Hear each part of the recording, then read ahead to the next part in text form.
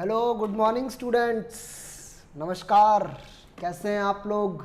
मैं आप लोगों का अजीज़ दोस्त सी आशीष गुप्ता, आपका अपना cost guru. Welcome to Vidyasthal channel. दोस्तों, विद्यास्थल को याद किए बिना इन सीरीज़ को हम कंप्लीट नहीं कर सकते, क्योंकि ये सब कुछ उन्हीं की वजह से पॉसिबल हो पा रहा है। विशाल सर की रेगुलर मोटिवेशन, हमारी डिस्कशन, मैं जितने भी काम नए करना चाहता हूँ वो मैं जब विशाल सर को बताता हूँ, ऐसा आज तक कभी नहीं हुआ कि विशाल सर ने मुझे किसी भी चीज़ के लिए मना कर दिया, बल्कि उनकी एक्स्ट्रा राय ही मिली है कहीं ना कहीं। तो उसी के चलते ये सब चीज़ें जो है पॉसिबल हो पा रही है। आज बहुत ही सुनहरा मौका है। सुनहरा मौका इसलिए क्योंकि हमारी जो करंटली सीएमए की सीरीज चल रही है of the practical problems and the MCQ questions, आज उसका आखिरी एपिसोड है दोस्तों।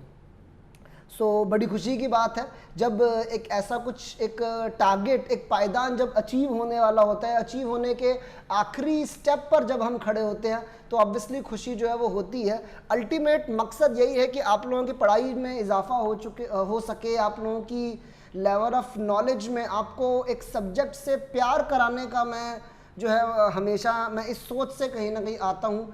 ऑब्वियसली यहाँ पर मैं आपको कॉस्टिंग से प्यार कराने आया हूँ, और अभी तक बहुत सारा काम आप लोगों के लिए किया है। हम लोगों ने कॉस्ट सीरीज़ करी थी जिसमें बहुत बढ़िया रिस्पांस मिला, वो यूट्यूब पे लाइव थी, और उसके बाद भी क्योंकि उसकी पेन ड्राइव या गूगल ड्राइव रिकॉर्डिंग्स हमारे पास हैं, बहुत सारे बच्चों ने मतलब इंडिया के काफ़ी अलग अलग पार्ट से वो रिकॉर्डिंग्स को बुक कराया है, और जिनके एग्ज़ाम्स आने वाले हैं अपने सीए में, सब दोस्तों को मैं बोलूँगा वो प्रॉपर एलाबोरेटेड क्लासेस हैं। अगर जिसने अभी तक वो हमारी कॉस्ट सीरीज़ लाइव नहीं देखी थी या हमारी रिकॉर्डिंग्स के लिए बुकिंग नहीं कराई है पेन ड्राइव्स और गूगल ड्राइव के लिए, तो हमारा कॉन्टैक्ट नंबर जो है वो नीचे डिस्क्रिप्शन बॉक्स में विद्यास्थल का दे रखा है, और कहीं ना कहीं जो बहुत ही अफोर्डेबल प्राइजेस पर है, और डिस्काउंट्स भी हमारे चलते रहते हैं कहीं ना कहीं।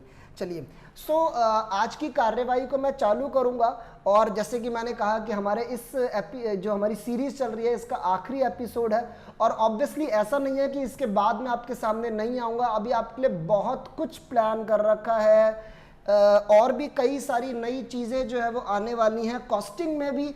और कॉस्टिंग के अलावा मेरे ख्याल से अब आप लोगों को शायद मेरे बारे में पता होगा कि मैं कॉस्टिंग के अलावा फाइनेंशियल मैनेजमेंट भी पढ़ाता हूं, जो आप लोगों के ग्रुप 2 में आता है। तो फाइनेंशियल मैनेजमेंट की सीरीज़ वगैरह लेकर भी हम जो है काफ़ी जल्द आने वाले हैं। और जहाँ तक है विद्यास्थल चैनल की बात करूँ, तो आप लोगों को अनाउंसमेंट्स मिलती रहती हैं। आने वाले टाइम में बहुत कुछ आने वाला है। 5 सितंबर से आप लोगों के लिए टैक्स तांडव आ रहा है, विशाल सर बहुत ही मेहनत कर रहे हैं उसके लिए। और 12 सितंबर को आपके लिए लॉ लीला भी आ रही है, जो कि हमारे प्रकाश पांडे सर कर रहे हैं for the covering the law, जो आपके ग्रुप 1 में है उसको कवर करने के लिए।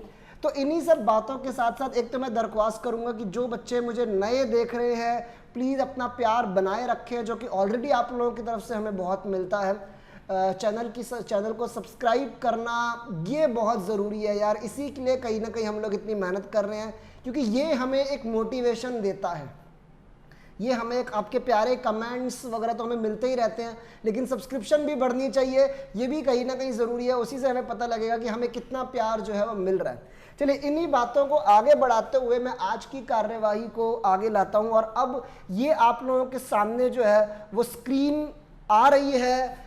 क्या कर रहे हैं हम लोग दोस्तों, हम अपने सीएमए इंटर वाले दोस्तों के लिए जिनके पेपर आने वाले हैं, अपकमिंग पेपर्स, चाहे वो अक्टूबर 2021 के हों, और जो उसके बाद के एग्जाम वाले बच्चे भी हैं वो भी इन्हें कर सकते हैं। लेकिन हाँ, मैं एक बात बोलूँगा, जिन्होंने अभी तक बहुत ही इलेबोरेटेड कंसेप्ट्स नहीं पढ़े कहीं ना कहीं, वो इन क्लासेस में शायद थोड़ा परेशान हो सकते हैं, क्योंकि हम प्रैक्टिकल प्रॉब्लम्स करने वाले हैं, हम क्वेश्चंस करने वाले हैं, हम शॉर्ट क्वेश्चंस करने वाले हैं, multiple choice question, fill in the blanks which are equally important, लेकिन उनके लिए भी बहुत ही डिटेल्ड पढ़ाई होना बहुत ज़रूरी है कहीं ना कहीं। चलिए, तो we are covering cost accounting, that is the paper number 8। आप लोग जानते हैं कि मैं आप लोगों का कॉस्ट गुरु हूं, तो ऑब्वियसली कॉस्टिंग मैं कराने आया हूं। एंड सीएमए स्टडी मॉड्यूल से हम डायरेक्टली कर रहे हैं भाई। स्टडी मॉड्यूल जिसको मैं कहता हूं कि आपके मंदिर में, मस्जिद में आपको ग्रंथ दिया हुआ है, गीता, कुरान, सब कुछ आपके लिए यही है, किसी भी कोर्स के बच्चे हों, ठीक है। I am not those type of teachers जो अपनी बुक के गुणगान करें। सर, मैं हमेशा इंस्टीट्यूट की बुक्स को हमेशा अव्वल दर्जे पे रखता हूँ। आप सीए स्टूडेंट हो, सीएस हो, सीएमए हो, अपने इंस्टीट्यूट की बुक्स का आप बेहद सम्मान करें। नॉट ओनली स्टडी मॉड्यूल, आपको और भी आपके इंस्टीट्यूट बहुत आपकी मदद करता है। अगर मैं सीएमए की बात करूं तो workbook have been provided, RTPs, mock test paper, MCQ. जब से ये कोविड की सिचुएशन आई है, एमसीक्यू पोर्टल भी इंस्टीट्यूट ने चालू कर दिया है, ऑनलाइन एग्जाम्स होने वाले हैं। चलिए मैं आपको बता दूं, पेपर पैटर्न की बात हम हर क्लास में करते हैं। एक बार मैं दोबारा इस बात को रिपीट करूंगा कि according to the latest sample paper 40 marks paper जो है वो एमसीक्यू शॉर्ट क्वेश्चंस का है, and the 60 marks are been allotted to the long questions, जो शायद प्रॉपर लॉन्ग क्वेश्चंस हैं। तो उनको भी लॉन्ग क्वेश्चंस आपने बहुत सारे करे होंगे, हम लोग अभी भी करते रहते हैं और आने वाले टाइम में भी करते रहेंगे। तो इन्हीं शब्दों के साथ अपने ऑर्गेनाइजर्स को थैंक्स करते हुए, अपने स्पॉन्सर्स को थैंक्स करते हुए, थैंक्स टू विद्यास्थल सेंटर, और मैं आप लोगों का अपना दोस्त सिया आशीष गुप्ता, इसी के साथ हम आज की कार्यवाही जो है चालू करते हैं। भाई आज जो है बहुत ही इंटरेस्टिंग टॉपिक्स होने वाले हैं, जो शायद मैं सच में बता रहा हूं कि मैं अपने दिल से कंपैरेटिवली, मतलब वैसे मैं पूरी कॉस्टिंग से ही प्यार करता हूं, लेकिन इन टॉपिक से मैं ज्यादा प्यार करता हूं क्योंकि ये बहुत ही इंटरेस्टिंग टॉपिक है। एक तो ये मैनेजमेंट अकाउंटिंग के अंतर्गत आते हैं। कॉस्टिंग का जो सबसे बेहद इंपॉर्टेंट ऑब्जेक्टिव है, ठीक है, जब भी मैं ये पूछता हूँ कि कॉस्टिंग का सबसे मेन इंपॉर्टेंट ऑब्जेक्टिव क्या है, तो बहुत बच्चे मेरे को ये बोलते हैं कि sir calculating the selling price of the product. मैं उन बच्चों को बहुत ही गंदी निगाह से तो नहीं देखता, क्योंकि ये बात कई बार मैं ही अपनी क्लास में बोलता हूँ कि हम किसी भी चीज़ की कॉस्टिंग इसलिए कर रहे हैं ताकि हम सेलिंग प्राइस कैलकुलेट कर सकें, हम रेवेन्यू अमाउंट निकाल सकें कि हमें कस्टमर से कितने पैसे लेने हैं। बट मैं क्लासेस में स्पेसिफिकली टिक करवाता हूँ, स्टार मार्क करवाता हूँ, the most prime, the important objective of costing, not only costing but the entire commerce is to help our management. जो हमारी टॉप लेवल मैनेजमेंट है, जिनको प्लानिंग करनी है, जिनको डिसीजन मेकिंग करने हैं, उनको हम मदद कर रहे हैं, उनको हम इंफॉर्मेशन प्रोवाइड कर रहे हैं। तो basically providing the information to the management so that they can take correct and timely decisions is the main objective of costing. ठीक है, ये हमने इंट्रोडक्शन के टाइम पर भी कहीं ना कहीं एमसीक्यू में किया होगा, और इसी को एक शॉर्ट मैं वन वर्ड अगर दे दूं तो इसी को हम लोग मैनेजमेंट अकाउंटिंग कहते हैं, इसी को मैनेजमेंट अकाउंटिंग कहा जाता है। तो मैनेजमेंट अकाउंटिंग के अंदर हम ये टॉपिक्स कर रहे हैं, मतलब ये टॉपिक्स कहीं ना कहीं मैनेजमेंट के तौर पे आप इन टॉपिक्स को पढ़ें। जैसे मैं कॉस्टिंग के लिए जनरली कहता हूं कि आप ये फील करो कि आप एक दुकानदार हो, ऐसे ही यहाँ पर आप एक फील करना पड़ेगा कि आप मैनेजमेंट का पार्ट हो। You have to plan, you have to make decision making. ठीक है, तो क्या क्या टॉपिक्स हम आज करने वाले हैं उसके दर्शन मैं आपको करा देता हूं। आपका study note number 6, I guess cost accounting techniques नाम है स्टडी नोट नंबर 6 का, उसके बहुत ही important topics marginal costing which is a planning basically. ठीक है ना, मार्जिनल कॉस्टिंग एक इंटायरली डिसीजन मेकिंग टॉपिक है। नए काम के लिए नया ऑर्डर आ रहा है, नया प्रोडक्ट लॉन्च करना है, तो कितना यूनिट्स उस प्रोडक्ट के बेचने पड़ेंगे, कितने यूनिट्स पर ब्रेक इवन होगा, कितने यूनिट्स पर फायदा होगा, बहुत इंपॉर्टेंट टॉपिक है मार्जिनल कॉस्टिंग का। शॉर्ट क्वेश्चंस के कंटेक्स्ट में, एमसीक्यू के कंटेक्स्ट में मार्जिनल कॉस्टिंग के क्वेश्चंस काफ़ी आने के चांसेस हैं। मैंने कई ऐसे सीएस के एग्जाम्स, जब सीएस के एग्जाम्स में पूरे 100 नंबर के एमसीक्यू कॉस्टिंग होती थी, ऐसे एग्जाम दिए हैं कि सिर्फ 40 नंबर का तो मार्जिनल कॉस्टिंग ही 100 में से आ रखा है। हमारे फाइनल लेवल पे, चाहे वो सीएमए फाइनल हो, चाहे वो सीए फाइनल हो, मार्जिनल कॉस्टिंग की डिसीजन मेकिंग का बहुत बड़ा रोल है यार। ये this is very important topic. Next one, standard costing. Again यार ये मेरा फेवरेट है, ये मेरा फेवरेट टॉपिक है, और बच्चों का जो मेरा एक्सपीरियंस है, बच्चे जनरली मेरे को ये रिस्पॉन्स आता है कि सर स्टैंडर्ड कॉस्टिंग पढ़ के मज़ा आ गया आपका। क्योंकि कहने को तो इस टॉपिक में बहुत सारे फॉर्मूलेज हैं, लेकिन जिस तरीके से मैं इसे समझाने की कोशिश करता हूँ, मैंने कभी कोई फॉर्मूला नहीं रटवाया, और बहुत ही इंटरेस्टिंग तरीके से हम समझते हैं, बहुत ही देसी बातों से, कि ये चैप्टर मैनेजमेंट को मदद करता है टू चेक कि जो जो उन्होंने प्लानिंग करी थी, जो जो उन्होंने टारगेट सेट करे थे, क्या वो अचीव हुए हैं, क्या वो कंपैरिजन होता है स्टैंडर्ड्स का एक्चुअल से। अगर टारगेट्स को अचीव नहीं कर पाए तो क्या ज़्यादा काम करा, एक्चुअल काम ज़्यादा अच्छा करा, ठीक है, उसको स्टैंडर्ड कॉस्टिंग के टॉपिक को वेरिएंस एनालिसिस भी कहा जाता है। बहुत ही इंटरेस्टिंग तरीके से चीज़ें कराई हुई हैं और अगेन होपफुली आपने सीरीज कॉस्ट सीरीज एलैबोरेटेड देखी होगी। नहीं देखी तो मैं बार बार ये बोलता हूँ, ये बार बार बोलने का मेरा जो पर्सपेक्टिव है वो ये नहीं है कि हमारी क्लासेस बहुत सारी सेल आउट हो जाएं। ऑब्वियसली मैं ये चाहूँगा कि मैं काफ़ी सारे स्टूडेंट्स जो हैं वो मुझसे पढ़ें, क्योंकि obviously I am having a confidence कि मैं बच्चों को अच्छा समझा सकता हूँ। तो क्योंकि ऑलरेडी बहुत बच्चे जो है वो कहीं ना कहीं अपना रिस्पॉन्स देते हैं, बहुत सारे स्टूडेंट्स का फीडबैक मेरे पास है कहीं ना कहीं। तो इसीलिए जिन बच्चों के एग्ज़ाम्स आने वाले हैं, क्योंकि मैं जनरली ये नोटिस करता हूँ कि बच्चे चीज़ों को टालते हैं, इंसान चीज़ों को टालता रहता है, नहीं अभी नहीं करूँगा, बाद में करूँगा, इस मंथ में करूँगा, मतलब पता नहीं कौन से पंडित से वो बात करके आते हैं जहाँ मुहूर्त निकलता है। तो मैं अभी भी बोलूँगा कि जिन बच्चों के कंसेप्ट क्लियर नहीं हैं और एग्ज़ाम्स आने वाले हैं, डोंट वेस्ट टाइम। यार जिसका पेपर दिसंबर में भी है वो भी इस समय ये नहीं सोच सकता कि मेरे पास तो बहुत टाइम है, मेरे पास तो बहुत टाइम है। मैं आपको बता दूं जनरली मतलब इन फेस टू फेस क्लासेस जो कि हम लोगों की चल रही हैं, अगर आप में से कोई हमारी face to face class join करना चाहता है तो भी वेलकम है। Generally face to face classes में ऑन एन एवरेज एक सब्जेक्ट जो है 3.5 से 4 महीने में किया जाता है। तो सर अभी आप अगस्त एंड में हैं, अगर अगस्त एंड की बात करें तो सितंबर, अक्टूबर, नवंबर, अगर मैं 3 महीने भी लेकर चलूं, ठीक है, वैसे तो दिसंबर के पेपर के लिए आपकी पढ़ाई सितंबर तक हो जानी चाहिए। तो दिस इज हाई टाइम कि अगर हमें दिसंबर के अटेम्प्ट वाले बच्चे भी देख रहे हैं और अगर आपके कंसेप्ट्स आपको थ्रू आप नहीं हो अपने कंसेप्ट्स में, तो प्लीज़ आप इन क्लासेस को, हमारी क्लासेस को परचेज करिए और भरपूर फायदा उठाइए। चलिए स्टैंडर्ड कॉस्टिंग की बात हो रही थी। Next topic and again an important and very easy one also, that is budgetary control, जिसमें एक तरीके से बजट बनाना होता है। स्टैंडर्ड कॉस्टिंग के टॉपिक को मैं 12th के एक चैप्टर से हमेशा रिलेट करता हूं, दैट इज कंट्रोलिंग। ऐसी बजटरी कंट्रोल को मैं हमेशा रिलेट करता हूं विद प्लानिंग, कि बजटरी कंट्रोल में हमें बजट बनाने हैं फ्यूचर, आने वाले फ्यूचर महीनों के लिए, 3 महीनों के लिए, 6 महीनों के लिए कुछ प्लानिंग्स करनी है, कुछ बजट्स बनाने हैं। तो बजटरी कंट्रोल को मैं लिंक करूंगा प्लानिंग से, स्टैंडर्ड कॉस्टिंग को मैं लिंक करूंगा कंट्रोलिंग से। Planning was looking forward, controlling was looking backward. मेरी ये आदत है कि हमेशा अपनी पढ़ाई को मैं बचपन की पढ़ाई से रिलेट कर देता हूं ताकि बच्चा कंफर्टेबल फील कर सके कि हाँ यार ये हमने पहले भी किया हुआ है। ठीक है, इन्हीं शब्दों के साथ सर अब मैं डायरेक्टली आपके स्टडी मॉड्यूल पर आने वाला हूं और अब हम देखते हैं क्या क्या आएगा। तो ये स्टडी मॉड्यूल जो है मैंने साथ में ओपन कर रखा है, आपकी स्क्रीन पे एक बार मुझे कंफर्म कर दे कि आपकी स्क्रीन पे स्टडी मॉड्यूल दिख रहा है या नहीं दिख रहा। सो ये बेसिकली हमारा मार्जिनल कॉस्टिंग का टॉपिक यहाँ खत्म हुआ है और इस सीरीज में हम लोग जो आपके चैप्टर के एंड में जितने प्रैक्टिकल क्वेश्चंस या और शॉर्ट क्वेश्चंस हैं हम वो करने यहाँ पर इकट्ठा हुए हैं। शायद आने वाले टाइम में मैं कोशिश करूँगा कि मैं आपकी इलस्ट्रेशंस वगैरह भी अगर मैं कवर कर सकूँ, बट मैं हमेशा कहता हूँ कि don't expect from your teacher और योर गाइड की हर चीज़ वो कराए। ठीक है, आपको स्पून फीडिंग की आदत नहीं पड़नी चाहिए, बहुत सारा काम आपको खुद भी करना है।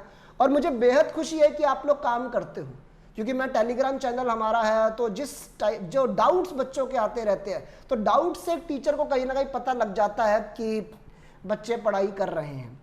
चलिए, सो सर मार्जिनल कॉस्टिंग में basically we don't have any long questions and we gonna start directly with MCQs. ये मैं आपको पेज नंबर एक बार बता दूं, ये हमारा सर पेज नंबर 392 है अकॉर्डिंग टू माय बुक। ठीक है, आपके पास अगर हार्ड कॉपी है तो आपके पास शायद पेज नंबर का इक्का दुक्का ऊपर नीचे हो सकता है। So without wasting time now we gonna start with marginal costing MCQ questions. तो भैया ये खेल शुरू होता है अब। कौन बनेगा सीएमए, कौन बनेगा कॉस्ट एंड मैनेजमेंट अकाउंटेंट, शुरू करते हैं। चलिए जी, पहला सवाल, the cost of a product under marginal costing system includes. Marginal costing system में प्रोडक्ट की कॉस्ट में क्या इंक्लूड होता है? Prime cost plus variable overheads, prime cost plus fixed overheads, prime cost plus factory overheads या only prime cost? Sir मैं आपको एक बात बता दूं, मार्जिनल कॉस्टिंग मैं भी यहां पर भी देखिए बचपन से मैं एक बात को रिलेट करूं। ठीक है, मार्जिनल कॉस्ट अगर आपने स्कूल लेवल पर भी सुना होगा द वर्ड मार्जिनल कॉस्ट, ठीक है, उसका मतलब ये था एक और यूनिट को बनाने की वजह से जो और कॉस्ट बढ़ेगी, है ना, the the addition in the total cost due to the manufacturing of one more unit. I hope आपको याद आ रहा है। तो मुझे एक बात बताओ, एक और यूनिट को बनाने की वजह से हमारी जो कॉस्ट बढ़ेगी, क्या वो फिक्स्ड कॉस्ट होगी? मैंने एक रेंट पे जगह ले रखी है, अगर मैं अभी मैं 60,000 यूनिट्स बनाता हूं, अगर मैं 60,001 यूनिट बनाऊंगा तो क्या मेरा रेंट बढ़ जाएगा? ठीक है, अगर मेरी जगह पे एक और यूनिट आ सकता है तो ऑब्वियसली मेरा रेंट नहीं बढ़ेगा, that's a fixed cost. So basically एक और यूनिट को बनाने की वजह से फिक्स्ड कॉस्ट नहीं बढ़ती, वेरिएबल कॉस्ट बढ़ती है। वेरिएबल कॉस्ट जिसको प्रोडक्ट कॉस्ट भी कहते हैं, जो हमारे यूनिट्स के हिसाब से लगती है। सो बेसिकली मैं आपको ये बता दूं यार कि मार्जिनल कॉस्ट वर्ड का मतलब ही वेरिएबल कॉस्ट है। मार्जिनल कॉस्ट वर्ड का मतलब ही वेरिएबल कॉस्ट है। मार्जिनल कॉस्टिंग में मेनली प्रोडक्ट की कॉस्ट में वेरिएबल कॉस्ट शामिल होती है, फिक्स्ड कॉस्ट नहीं शामिल होती। यही फर्क है। इस यहां पर दो टेक्निक्स ऑफ कॉस्टिंग हम पढ़ते हैं, मार्जिनल कॉस्टिंग और absorption costing. Marginal costing only talks about variable cost. Absorption costing में, एब्जॉर्प्शन एक पुराना वर्ड है जो ओवरहेड्स वगैरह के टाइम पर भी पिछला टॉपिक हमने ओवरहेड्स ही किया था, और फिक्स्ड कॉस्ट को कवर करता है बिजनेस, एब्जॉर्ब करता है। सो एब्जॉर्प्शन शब्द में ही मेन ये है कि वहां पर टोटल कॉस्टिंग होती है, वेरिएबल और फिक्स्ड कॉस्ट दोनों। मार्जिनल कॉस्टिंग में मेनली वेरिएबल कॉस्ट आती है। मैं इन गिवन ऑप्शंस के हिसाब से, मेरे हिसाब से answer should B A, because generally prime cost, that is direct cost is generally variable in nature plus variable overheads. I have not said कि ओवरहेड्स हमेशा फिक्स्ड होते हैं, ऐसा कुछ नहीं है। वेरिएबल ओवरहेड्स नाम की भी चीज है। सो मार्जिनल कॉस्टिंग में वेरिएबल कॉस्ट आती है, तो मेरे हिसाब से द आंसर शुड बी ए। मैं ए बोल देता हूं और साथ में मैं आंसर को एक बार नीचे चेक भी करूंगा। क्वेश्चन नंबर 1 का आंसर, हाँ जी बिल्कुल ए आंसर है। ठीक है जी, आप लोग भी साथ साथ में कुछ ना कुछ चेक करते रहोगे। सो बेसिकली ए। सेकंड पॉइंट देखो, नाम आ गया भाई, अभी अभी समझा के चुका हूं, एब्जॉर्प्शन कॉस्टिंग। सेकंड क्वेश्चन में एब्जॉर्प्शन कॉस्टिंग का नाम आ गया। The difference between absorption costing and marginal costing is in regard to the treatment of absorption costing और marginal costing में मैं बता चुका हूँ। मेन डिफरेंस फिक्स्ड कॉस्ट का होता है। So direct material, fixed overheads, prime cost, variable overheads, all of the above. Sir option B that is fixed overheads. तो बेसिकली जैसे कि मैंने बताया, मेन फर्क फिक्स्ड कॉस्ट का है, मेन फर्क फिक्स्ड कॉस्ट का है। अगर मैं एक फॉर्मूला के तौर पे लिखूं, मैं कई बार जब क्लास में, जब इलेबोरेटेड क्लासेस अगर आप मेरी देखेंगे तो वहाँ पे ये मैंने लिखा होगा। बेसिकली मार्जिनल कॉस्टिंग और आपकी एब्जॉर्प्शन कॉस्टिंग का जो मेन प्रॉफिट डिफरेंस होता है, वो प्रॉफिट डिफरेंस मेन यही होता है कि आपके जो वो मेन स्टॉक की वजह से होता है। तो जो भी आपके ओपनिंग या क्लोजिंग स्टॉक के जो यूनिट्स हैं, अगर उसको फिक्स्ड कॉस्ट पर यूनिट से मल्टीप्लाई कर दिया जाए, एक तरीके से मतलब मान लो मेरे 400 यूनिट्स का स्टॉक है और मेरा फिक्स्ड कॉस्ट पर यूनिट 5 रुपये है, तो 400 into 5 2000 would be the difference between marginal costing and standard costing. मैं ऐसी कई समराइज बातें बताता हूं अपनी क्लासेस में जो आपके एमसीक्यू और शॉर्ट क्वेश्चंस में काम आ सकती हैं। नाउ सो बी होगा इसका आंसर सेकंड का। Fixed cost are treated as, बड़ी खुशी की बात है यार, अभी भी थोड़ी देर पहले बोल कर चुका हूं, मैंने बोलता रहता हूं कि variable cost is product cost and fixed cost is basically period cost, जो पीरियोडिकली लगती है, मेरा प्रोडक्ट बने या ना बने जैसे भी हो। So fixed cost are treated as overheads, no. Prime cost no. Period cost would be the answer. मैं पूरी तरह कॉन्फिडेंट हूँ। हमारे थर्ड क्वेश्चन का आंसर जो है that would be C, period cost. ठीक है, आगे बढ़ते हैं यार, क्वेश्चन नंबर 3 से आगे बढ़ते हैं। 3 के बाद क्या आता है भाई? 4। चलिए क्वेश्चन नंबर 4, व्हेन सेल्स, यार बहुत बढ़िया क्वेश्चन। और अगेन एक बड़ी खुशी की बात है, I am not boasting about my self, मैं लिटरली ये एग्जाम्पल देकर बच्चों को, जब मेरी मार्जिनल कॉस्टिंग की जो पहली क्लास होती है, जो इंट्रो क्लास होती है, इसमें ये बात होती है, मैं सीएमए फाउंडेशन का रेफरेंस देता हूँ, ओल्ड कोर्स का। एक क्वेश्चन मुझे अभी भी याद है, जिसमें लिखा था कि सेल्स 50,000, मतलब हमने यूनिट्स बनाए 50,000 प्रोडक्शन एंड हमने सेल करे 50,000। ठीक है, मार्जिनल कॉस्टिंग का प्रॉफिट दिया था, बोला बताओ एब्जॉर्प्शन कॉस्टिंग का प्रॉफिट क्या होगा। मैं बच्चों को बताता हूँ, बेटा ये क्वेश्चन तुम्हें बेवकूफ बना रहा है। अगर क्वेश्चन में स्टॉक नहीं है और अगर प्रोडक्शन सेम है और सेल सेम है तो there is no stock. Basically absorption और मार्जिनल का डिफरेंस मेन तभी आता है जब क्वेश्चन में स्टॉक हो। ये देखिए क्या लिखा है, when sales and productions are same then profit under, basically मैं वैसे ही जवाब दे दूं बिना seeing the options, obviously option देखूंगा कि अगर प्रोडक्शन और सेल सेम है तो मेरा मार्जिनल और एब्जॉर्प्शन का प्रॉफिट भी सेम होगा। सो यहाँ पर आंसर जो है it would be C that marginal costing, profit under marginal costing would be equal to absorption costing. जो प्रैक्टिकल क्वेश्चंस आपने करे होंगे तो ये क्वेश्चंस हैं जहाँ पर आपको profit as per marginal costing and profit as per absorption costing आता है। और अगेन मैं बोलूँ, मैं अभी कोई प्रैक्टिकल क्वेश्चन तो नहीं करा रहा, लेकिन आप लोग भरपूर पढ़ाई करिए और आप लोगों को ये बात मैं प्राउडली कह सकता हूँ, ये बच्चा कोई आरोप मेरे पे नहीं लगा सकता कि मैं डाउट्स के जवाब नहीं देता। मैं डाउट्स के जवाब हमेशा देता हूँ, रात रात को देता हूँ। मिशन मंगल सीरीज हमारी चल रही है जहाँ पर हम लोग जूम की मीटिंग भी करते हैं फॉर आर डाउट सेशंस हम लोग करते हैं, और टेलीग्राम का चैनल तो है ही हमारे पास। अभी भी अगर कोई आप लोगों का जानकार कोई दोस्त नहीं जुड़ा तो प्लीज़ उसको लिंक भेजिए ताकि वो हमारे ग्रुप से जुड़ सके। चलिए question number 5, when sales exceeded production. भाई बात सुनो, अगर सेल ज्यादा हो जाए प्रोडक्शन से, यार ऐसा कैसे हो सकता है, सेल प्रोडक्शन से ज्यादा कैसे हो सकती है? सर सेल प्रोडक्शन से ज्यादा तब हो सकती है when there would be opening stock, when there would be opening stock. आपको नहीं लगता मेरे पास पहले से कुछ सामान पड़ा था, मेरे पास 1000 पड़े थे, मैंने 50,000 और बना लिए, तभी तो मैं 51,000 बेच पाऊंगा। नहीं तो ऐसा कैसे पॉसिबल है कि 50,000 बनाऊं और 51,000 बेच लूं? अच्छा, अगर ओपनिंग स्टॉक ज्यादा हो, एक बात और याद रखो, ये सब मेरी फर्स्ट क्लास में होता है कहीं ना कहीं, स्टॉक की वैल्यूएशन हमेशा कंपैरेटिवली ज्यादा होगी। स्टॉक की वैल्यूएशन हमेशा कंपैरेटिवली ज्यादा होगी किसमें? In absorption costing. Obviously I am talking in comparison to marginal costing. In comparison to marginal costing, absorption costing में स्टॉक हमेशा ज्यादा होता है।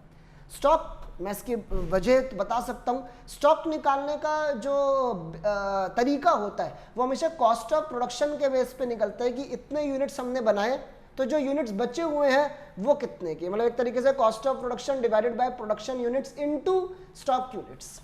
अब सीधी सी बात है, एब्जॉर्प्शन कॉस्टिंग में वेरिएबल और फिक्स्ड कॉस्ट दोनों आते हैं, तो उसका जो कॉस्ट ऑफ प्रोडक्शन है वो भी हायर होता है।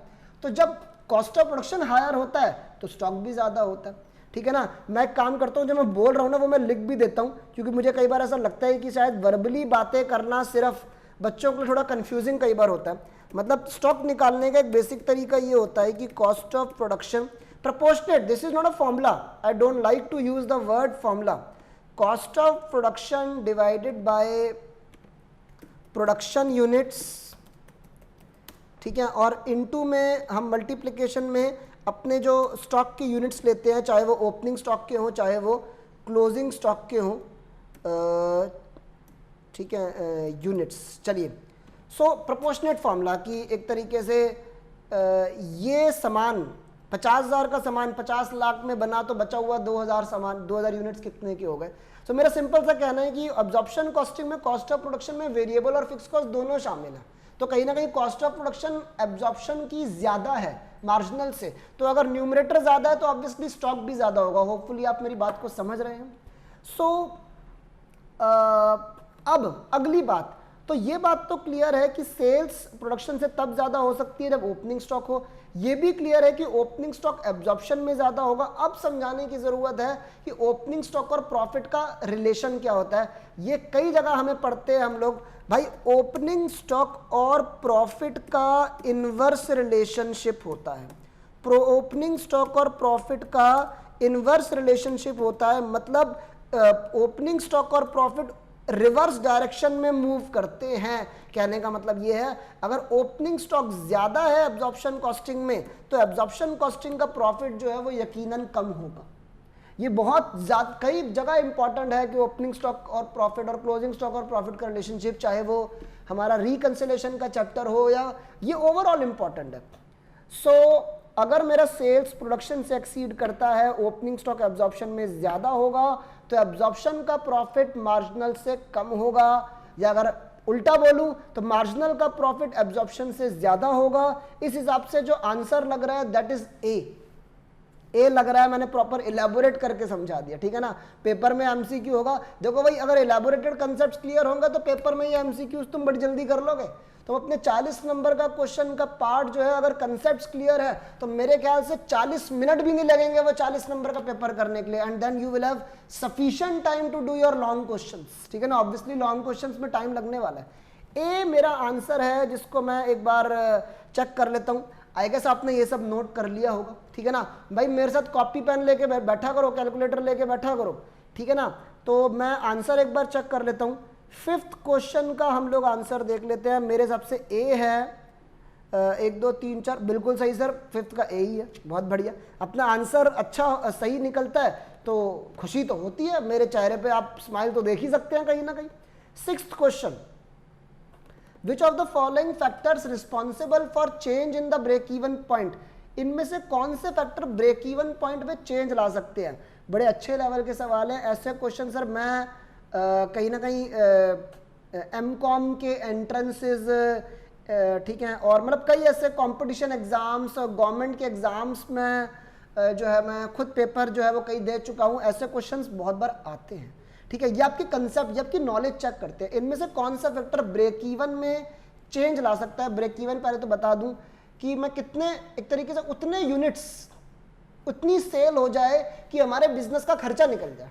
ये मैं मुद्दे वाली डेफिनेशन दे रहा हूं, जिस डेफिनेशन से हमारा टॉपिक है कहीं ना कहीं। बच्चे नहीं तो ब्रेक इवन पॉइंट सुनते ही अपना वो तकिया कलाम जवाब दे देते हैं कि no profit no loss. Obviously ठीक कह रहे हैं, लेकिन हम जो कैलकुलेट करते हैं ब्रेक इवन, उसका एक सीधा सीधा वर्णन ये बनता है कि कितनी सेल करूं कि मेरा खर्चा कवर हो जाए। So change in selling price would affect your break even point. I guess बिल्कुल करेगा, क्योंकि सेलिंग प्राइस चेंज होती है या वेरिएबल कॉस्ट चेंज होती है तो कंट्रीब्यूशन चेंज होता है, या पीवी रेशियो चेंज होती है तो ब्रेक इवन पॉइंट में। And fixed cost, sir answer is all of the above. जाहिर सी बात है, ब्रेक इवन पॉइंट का जो तरीका होता है निकालने का कि fixed cost divided by contribution अगर आपको आंसर यूनिट्स में चाहिए, या डिवाइडेड बाय पीवी रेशियो अगर आपको आंसर रुपीस में चाहिए। सो फिक्स न्यूमरेटर चेंज होगा तब भी फर्क पड़ेगा, डिनोमिनेटर चेंज होगा तब भी फर्क पड़ेगा। तो answer should B D here, answer should B D here. अगला भाई प्रैक्टिकल आ गया। अगर सेल्स 90,000 हो और variable cost to sales ratio 75% हो तो कंट्रीब्यूशन कितना होगा। सर अगर मेरा वेरिएबल कॉस्ट 75% है तो बाकी का परसेंटेज 100 में से अगर हटा दें तो that would be PV ratio. अब PV ratio is a expression of contribution. So if 75% is variable cost ratio, 25% would be called as PV ratio or contribution to sales ratio. तो मेरा contribution जो होगा वो sales का 25% होगा। तो 90,000 का 25% जो है वो हम करके देख लेते हैं एक तरीके से 1/4। तो this is coming out to be 22,500। 22,500 हाथ के हाथ आप आंसर चेक भी कर लें। और ऑब्वियसली अगर आपका जवाब, अगर आप नहीं सॉल्व कर पा रहे हैं या अगर नीचे का जवाब कुछ मेरे दिए गए जवाब से अलग है, प्लीज मुझे जरूर बताना मेरे को, ठीक है ना। कोई मेरे साथ घबराने की जरूरत नहीं है कि यार हम इनसे सवाल कैसे पूछें। तो इतना तो आप कर ही सकते हैं कि आप मुझे एटलीस्ट एक मैसेज जो है वो टेलीग्राम पे डाल सकते हैं कम से कम, ठीक है। क्वेश्चन नंबर 8 की तरफ मैं मूव कर रहा हूं। वेरिएबल कॉस्ट, यार बड़ा, और मुझे ना अगेन वही मैं कह रहा हूं ना, मैं अपनी क्लास में ये बातें करता हूं। वेरिएबल कॉस्ट के लिए बच्चों के मन में बचपन से है कि वेरिएबल कॉस्ट वो होती है जो हमेशा चेंज होती रहती है। मैं कई बार मजाक में कहता हूं, क्या भाई वेरिएबल कॉस्ट गिरगिट है क्या जो बार बार रंग बदलती रहती है। बात समझ रहे हैं आप? जो कह रहे हैं कि वेरिएबल कॉस्ट चेंज करती है, बात को पूरा हम बोले, अब हम प्रोफेशनल हैं। वेरिएबल कॉस्ट यूनिट्स के हिसाब से प्रोपोर्शनेटली चेंज करती है इन टोटलिटी। टोटलिटी से मतलब होता है अमाउंट में चेंज करना, ठीक है। वेरिएबल कॉस्ट प्रोपोर्शनेटली इसलिए चेंज होती है क्योंकि वो पर यूनिट सेम रहती है। अगर मैं ये सॉल्व कर रहा हूं फॉर एग्जांपल कि 4 एप्पल्स इतने के आते हैं, 4 एप्पल्स 50 रुपए के आते हैं, तो बताओ 8 एप्पल्स कितने के आते होंगे। मैं प्रोपोर्शनेट कैलकुलेशन करता हूं with a thinking in my mind कि जितने का एक एप्पल 4 एप्पल्स खरीदते वक्त था उतने का ही एप्पल 8 एप्पल्स खरीदते वक्त भी रहेगा, that means I am assuming कि मेरा पर एप्पल कॉस्ट सेम है. So basically variable cost remains fixed in total? No, obviously it keeps on changing in totality, it remains fixed per unit. ये जवाब बिल्कुल ठीक है, the answer is B. तो जब मैं क्लास में मैंने प्रॉपर इलेबोरेशन कर रखी है कि जो बचपन का ज्ञान था वो थोड़ा अधूरा था, गलत नहीं था, अधूरा था. उन्होंने उस टाइम पे उतना ही पढ़ाया जितनी ज़रूरत थी. आप अपने 12th लेवल तक की अपनी पढ़ाई को याद करिए, उस टाइम पर आप पर यूनिट के सेंस में इतनी बातें नहीं करते थे, अब कर रहे हैं. ठीक है. If sales are 1,50,000 and variable costs are 50, compute PV ratio. Sir again बहुत आसान है, या तो मैं ये कर लूँ कि मैं कंट्रीब्यूशन निकाल लूँ. Everyone knows sales minus variable cost is contribution. So my sales is 1,50,000, my variable cost is 50. एक तरीके से मेरा मार्जिन 1,00,000 रुपए का हो गया कि 1,00,000. नो प्लीज डोंट, मैं समझाता हूँ बच्चों को, don't call contribution as my profit. Contribution is not profit, contribution is margin. ठीक है ना. पीवी रेशो अगर पूछ रहा है तो पीवी रेशो मतलब होता है कंट्रीब्यूशन टू सेल्स रेशो, यानी मेरा कंट्रीब्यूशन सेल्स के मुकाबले कितना है. मेरा कंट्रीब्यूशन 1,00,000 है, मेरी सेल्स 1,50,000 है. इनटू 100 तो मैं इसलिए कर रहा हूं क्योंकि मैं आंसर को परसेंटेज में निकालना चाहता हूं. 1,00,000 divided by 1,50,000, 66.67%. 66.67%. The answer is a. The answer is a. ठीक है ना भाई. जिनमें मेरे को पूरा यकीन है, कहीं ना कहीं मैं आंसर भी नहीं देख रहा हूं नीचे, एंड आप देख लीजिए आप अगर, क्योंकि कई बार हमने ये भी देखा है, मैं ये भी नहीं कहूँगा कि हमेशा मैं सही होता हूँ, कई बार गलत भी होता हूँ, लेकिन जिनमें सर कॉन्फिडेंस है उनमें मैं कोई आपको गलत बात नहीं बोलूँगा. और कभी कभार हमने ये भी देखा है कि हमारी बुक्स में भी कुछ कई बार प्रिंटिंग मिस्टेक होती है, कई बार उन्होंने आंसर गलत दे रखे होते हैं. इसी के साथ now I am moving on to question number 10th. Question number 10th, marginal costing technique follows the base following the marginal technique. ये अगेन क्लास में कई बार बताता हूं मैं. सर देखिए, मेरे जो क्लास की चर्चा है वो भी इसी हिसाब से है कि अब तक पुराने सालों के पेपर में क्या, मैंने अभी तक जितनी भी मेरी ज़िंदगी की पढ़ाई रही है, चाहे वो गवर्नमेंट एग्जामिनेशंस हो या कोई और एमकॉम वगैरह हो, मैंने कुछ टीचर्स को भी पढ़ाया है फॉर एंटरिंग कई स्कूल्स के एग्ज़ाम्स होते हैं, और सीए अपनी सीएमए को बच्चों को इतने साल से पढ़ा रहा हूँ. तो सारी पढ़ाई का जो निचोड़, जो मैंने जिस टाइप के क्वेश्चन, जिस टाइप के एग्जाम्स में देखे हैं, वो सब से मिलकर कहीं ना कहीं मेरी क्लास के नोट्स बने हैं. तो मैं बताता हूँ, मार्जिनल कॉस्टिंग में जो बेसिक क्लासिफिकेशन है वो वेरिएबल कॉस्ट और फिक्स्ड कॉस्ट की है. और फिक्स्ड कॉस्ट और वेरिएबल कॉस्ट की क्लासिफिकेशन को हम क्या कहते हैं बताओ यार, कई बार पहले भी चर्चा हो चुकी है. ये दिस इज किस पॉइंट ऑफ व्यू से हमने ये डिस्टिंक्शन करी है, वेरिएबल कॉस्ट, फिक्स्ड कॉस्ट, या फिर एक और आती है semi variable cost. Sir I hope कई बच्चों को पता होगा, बहुत बच्चों के जवाब आ रहे हैं. This classification basis is called as behaviour wise classification. So element wise में तो कहीं ना कहीं मैं सही बोलूँ तो मटेरियल लेबर ओवरहेड्स आता है, फंक्शन में आता है फैक्ट्री ओवरहेड्स, एडमिन और सेलिंग. आइडेंटिफिएबिलिटी में कहीं ना कहीं डायरेक्ट एंड डायरेक्ट हो सकता है. ठीक है. बिहेवियर में कहीं ना कहीं यही है, वेरिएबल, फिक्स्ड और semi variable. So answer is C here. Now moving on, question number 11th, PV ratio will increase. कहने का मतलब contribution to sales ratio, margin बढ़ेगा कब? There is an decrease in fixed cost. Fixed cost के decrease होने से PV ratio पर असर नहीं पड़ेगा. फिक्स्ड कॉस्ट पे इंक्रीज हो नहीं, सेलिंग प्राइस पे डिक्रीज हो. यार अगर मेरा प्राइस घट रहा है तो पीवी रेशियो कैसे बढ़ सकता है? देखिए यहां पर कंसेप्ट वाली बात है, बच्चे को पता होना चाहिए पीवी रेशियो मतलब मार्जिन, और मार्जिन का बढ़ना मतलब खुशी की बात. भाई सेलिंग प्राइस का घटना खुशी की बात है, कहां से कहां चल रहे हो? वेरिएबल कॉस्ट का घटना, प्रोडक्ट कॉस्ट का घटना. मेरा अगर सामान को बेचने का दाम उतना ही रहे और मेरे प्रोडक्ट को बनाने का कॉस्ट घट जाए तो ये तो मेरे लिए फायदे की बात होगी ना, ये तो फायदे का सौदा हो गया. मेरी बात समझ रहे हो नहीं समझ रहे? तो basically the answer is D. ठीक है. मुश्किल कुछ नहीं है, मुश्किल कुछ नहीं है, लेकिन तब भी मैंने बच्चों को देखा है. Obviously everything in life needs practice, everything in life needs practice. बच्चों को मैंने देखा है 4 ऑप्शंस के आते ही वो परेशान हो जाते हैं। कई बार हमें टोटलिटी में लंबे लंबे क्वेश्चंस करने की आदत होती है, लेकिन हमसे अगर एक स्पेसिफिक बात पूछी जाए तो कई बार हमें ऐसा होता है कि यार इस तरीके से मैंने सोचा ही नहीं, ठीक है ना। जर्नल एंट्रीज भी, अगर पूरी जर्नल एंट्री लिखनी बच्चे को शायद आती होगी, लेकिन अगर अलग से पूछ लिया बता बेटा इस एंट्री में डेबिट बता, डेबिट क्या होगा, ये ऑप्शन दे रहा हूं, तो बच्चा कई बार कंफ्यूज हो जाता है। मैं अपनी भाषा में कई बार कहता हूँ वैसे हमें कई बार नहीं आता, कुछ नहीं आता, ऊपर से 4 ऑप्शन और दे दिए कंफ्यूज करने के लिए। और यहाँ पर तो लाइफ लाइन भी नहीं है कि 50-50 है, फोन अ फ्रेंड कर ले। मेरी बात समझ रहे हो? तो 11th का आंसर डी है। 12th question, the technique of differential cost is adopted when. Sir differential cost, पहले तो वर्ड का मतलब बता दूं। डिफरेंशियल कॉस्ट का मतलब होता है अलग अलग लेवल पे अलग अलग कॉस्ट होना है। डिफरेंशियल डिफरेंट से बना है। सो डिफरेंशियल कॉस्ट की टेक्निक पीवी रेशो काउंट करने काम आती है, मार्जिनल कॉस्ट काउंट करने के, कॉस्ट पर यूनिट, या टू मेक चॉइस बिटवीन 2 और more alternative course of action. Basically सबसे बेहतरीन आंसर, क्योंकि जब मैं पढ़ रहा था तो मुझे लग रहा था ए भी ठीक है, बी भी ठीक है, लेकिन डी सबसे बेहतरीन। देखिए ये मैंने कई बार एमसीक्यू टिप्स अपने क्लास में बच्चों को दी हैं, यूट्यूब पे मैंने ऐसे कई सेशंस करे हैं कि बेटा आपको you have to choose the best answer among the 4। आपको चारों लग सकते हैं, लेकिन चारों में से सबसे बेहतरीन या तो option all of the above दे, नहीं तो चारों में से सबसे बेहतरीन जो लग रहा है वो जवाब है।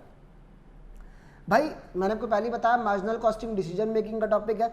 जब हमारे पास 2 ऑल्टरनेटिव्स हैं कि ये करें या ये करें, उस टाइम पे डिफरेंशियल कॉस्ट, मतलब इसमें ये खर्चा है और इसमें ये खर्चा है, ये बातें तब वहां पर काम आती है। तो 12th का मेरे हिसाब से डी है। इसको मैं एक बार जरूर देखना चाहूंगा।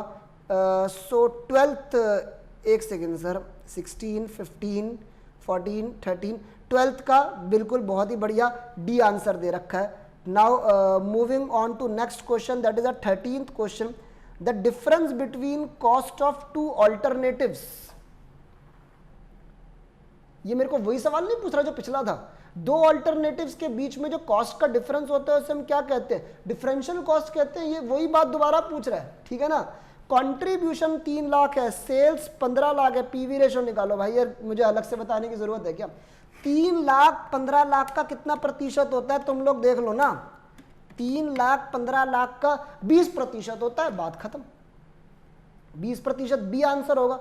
Variable cost to sales ratio 40% है, पीवी रेशो 60% है। मैं अपनी क्लास में इस तरह बोल के बताता हूँ, बेटा अगर 40% मेरा खर्चा है तो मेरा मार्जिन कितना होगा? मेरा मार्जिन 60% होगा। फिक्स्ड कॉस्ट 30,000 है, पीवी रेशो 20% है। चलिए ब्रेक इवन पॉइंट के भी ये रिवीजन करा रहा है। मैं हमेशा इस तरीके से समझाता हूँ, यार मेरी बिजनेस की फिक्स्ड कॉस्ट 30,000 है, ठीक है। मेरा 1 रुपए की सेल कर 1 रुपए की सेल होती है तो 20 पैसा मेरा मार्जिन है, 20% मेरा मार्जिन है। कितने रुपए की सेल हो 20% के मार्जिन पर कि 30,000 की कमाई हो जाए?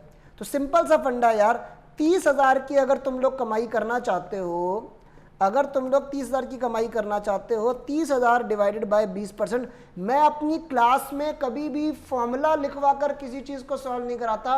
मैं बच्चे को उसे अपनी भाषा में समझाने की कोशिश करता हूं, बच्चा सॉल्व करके खुद दे देता है। 30,000 बाय 20%, अगर 30,000 कमाना चाहते हो 20% के हिसाब से तो 1.5 लाख रुपए की सेल करोगे। आप देख सकते हो 1.5 लाख का 20% ब्रेक इवन पॉइंट आता है, ठीक है। जो बच्चे फॉर्मूला पसंद बच्चे हैं उनके लिए लिख देता हूं एक तरीके से, formula fixed cost divided by PV ratio, ये हमारा ब्रेक इवन पॉइंट निकालने का तरीका हुआ। That is our point number B. 16th का बी आंसर है, बहुत बढ़िया। इसी के साथ मार्जिनल कॉस्टिंग के एमसीक्यूज हमारे खत्म होते हैं। सर आपको 20 नंबर के तो सीधा सीधा एमसीक्यू आपके आने ही वाले हैं, ठीक है। उसके बाद बाकी का जो 20 नंबर है that could be short questions, true and false, match the following, ये सब हो सकते हैं। State whether the statements are true and false, contribution equal to sales into PV ratio, ठीक तो कह रहा है। अगर पीवी, ये भी मुझे कई बार ना बच्चों को बताना पड़ता है, बट अगर पीवी रेशो है कंट्रीब्यूशन अपॉन सेल्स इनटू 100, तो अगर मैं दोबारा से पीवी रेशो इनटू सेल्स कर दूं तो कंट्रीब्यूशन आएगा। कई बच्चे इन छोटी छोटी बातों में कंफ्यूज हो जाते हैं। सो बिल्कुल करेक्ट है। Margin of safety is profit upon PV ratio, again correct है सर। भैया profit what is margin of safety? Extra sales, additional sales. जब हम अपना ब्रेक इवन अचीव कर लेते हैं, उसके बाद जो सेल्स होती हैं उन पर जो हमें प्रॉफिट होता है, वो उन पर जो हम एडिशनल सेल्स पे मार्जिन कमाते हैं, पीवी रेशियो इज मार्जिन, वो सारा हमारा प्रॉफिट खाते में जाता है। तो जनरली ऐसे मैं लिखवाता हूं कि profit is equal to margin of safety into PV ratio. तो इसने इसी बात को घुमा के लिखा हुआ है कि प्रॉफिट अपॉन पीवी रेशियो जो है वो मार्जिन ऑफ सेफ्टी होता है। तो ठीक तो कह रहा है। PV ratio remains constant at all levels of activity. PV ratio same रहेगा at all levels of activity. मुझे ये गलत तो नहीं लग रहा, क्योंकि सेलिंग प्राइस जनरली सेम रहती है और वेरिएबल कॉस्ट भी हम पर यूनिट अगर सेंस में बात करूं तो सेम रहती है। तो मेरे को थर्ड का भी ट्रू लग रहा है, लेकिन एक बार ना मैं इसको चेक करना चाहूंगा। थर्ड क्वेश्चन का आंसर, एक सेकेंड, यहां पर, हाँ सर थर्ड का भी ट्रू है, बिल्कुल बढ़िया। Marginal costing follows the behaviour wise classification, again true, अभी तो बात हुई थी। At break even point contribution available is equal to total fix cost, again true. मैं क्लास में बताता हूं बेटा ब्रेक इवन को किस किस तरीके से पेश किया जा सकता है। ब्रेक इवन पॉइंट वो है जहां पर कंट्रीब्यूशन और फिक्स्ड कॉस्ट आपस में बराबर हो जाती है, बिल्कुल ये भी ट्रू है। Break even point is profit upon PV ratio, no ये गलत हुआ यार। Break even point profit upon PV ratio नहीं होता, अभी अभी लिख के चुके हैं। Break even point fixed cost upon PV ratio होता है। Marginal cost is aggregate of prime cost and variable cost. आएगा ये हमारा पहला एमसीक्यू था, तो ये बात ठीक है कि मार्जिनल कॉस्ट में प्राइम कॉस्ट और वेरिएबल कॉस्ट दोनों आ जाती है। इसके बाद आगे बढ़ते हैं sir to our next true and false, 8th question की तरफ चलते हैं। देखिए, variable cost remains fixed per unit. Per unit में वेरिएबल कॉस्ट फिक्स रहती है, ये वाली बात भी हुई थी। Again this is true. Contribution margin is equal to sales minus fix cost, this is false. ठीक है ना, contribution is sales minus variable cost, not sales minus fixed cost. Sales minus fixed cost तो कुछ हुआ ही नहीं एक तरीके से। Variable cost per unit is variable, no, अभी तो बात हुई 8th पॉइंट में कि variable cost per unit fix रहती है, तो ये गलत हुआ, ये अगेन गलत हुआ। Now moving on to fill in the blanks, moving on to fill in the blanks. एक सेकेंड सर, यहां पर आपका हम फिल इन द ब्लैंक शुरू करते हैं। Question number 1, question number 1, variable cost, variable cost जो है पर यूनिट, एक second, variable cost per unit क्या फिक्स रहती है? फिक्स्ड वर्ड लिख दूं या कांस्टेंट वर्ड लिख दूं? ठीक है ना, अब एग्जैक्ट देखिए फिक्स्ड और कांस्टेंट एक ही बात है। क्वेश्चन क्या वर्ड यूज करेगा मुझे नहीं पता, मैं दोनों लिख कर आ रहा हूं। चलिए, तो फिक्स्ड एंड कांस्टेंट, तो इसने आंसर फिक्स्ड ही रखा है। वेरिएबल कॉस्ट पर यूनिट में सेम रहती है। Marginal cost is the dash of sales over contribution. I guess marginal cost is the excess, because मैं बता दूं ये मैं कैसे बोल रहा हूं यार, सेल्स में से वेरिएबल कॉस्ट घटे तो कंट्रीब्यूशन होता है, तो उसको घुमा के बच्चा ये भी तो कह सकता है कि sales minus contribution is variable cost. तो सेल्स का कंट्रीब्यूशन पे जो एक्सेस है वो वेरिएबल कॉस्ट है, and variable cost and marginal cost is the same. ये मैंने मार्जिनल कॉस्ट का टॉपिक शुरुआत ही यहां से करी थी। PV ratio is the ratio of obviously contribution to sales, बहुत आसान क्वेश्चन है यार, contribution to sales. If variable cost is 60%, PV ratio is 40%। Questions आसान है, लेकिन आंसर करने के लिए कंसेप्ट की क्लैरिटी चाहिए। Dash plus variable overhead is equal to marginal cost, यार ये तो घुमा रहा है बातों को। एमसीक्यू में भी यही बोला था कि प्राइम कॉस्ट, क्योंकि prime cost generally variable nature की होती है, बेसिकली सारी वेरिएबल कॉस्ट एक टाइप की मार्जिनल कॉस्ट है। When sales are 3 lakhs and variable cost is 180, PV ratio would be, यार वैसे मैं डायरेक्टली बोल सकता हूँ पीवी रेशियो 1,80,000 है, 1,80,000 3 लाख का 60% होता है। आप लोग देख सकते हैं, कैलकुलेटर यूज करिए, कोई दिक्कत थोड़ी है। 1,80,000 3 लाख का 60% होता है, तो पीवी रेशियो जो है that would be called as 40%। Variable cost remains, again बात को कंप्लीट करूं तो घूम फिर के वही बातें आ रही हैं, fixed per unit. Margin of safety, वो या तो ये बोलेगा, अब मार्जिन ऑफ सेफ्टी की डेफिनेशन अलग अलग है, वैसे अगर डेफिनेशन वाइज बोले तो margin of safety is actual sales over break even sales. Break even से ऊपर हम जितना बेच लेते हैं वो एक तरीके से मार्जिन ऑफ सेफ्टी कहलाता है।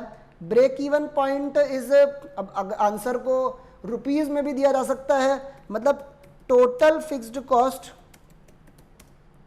ठीक है ना, डिवाइडेड बाय, डिवाइड का हम साइन भी डाल सकते हैं, या तो contribution per unit, contribution per unit, या फिर पीवी रेशो। अगर आंसर यूनिट्स में चाहिए तो कंट्रीब्यूशन पर यूनिट लिया जाता है, अगर आंसर रुपीस में चाहिए तो पीवी रेशो को डिनोमिनेटर में रखा जाता है।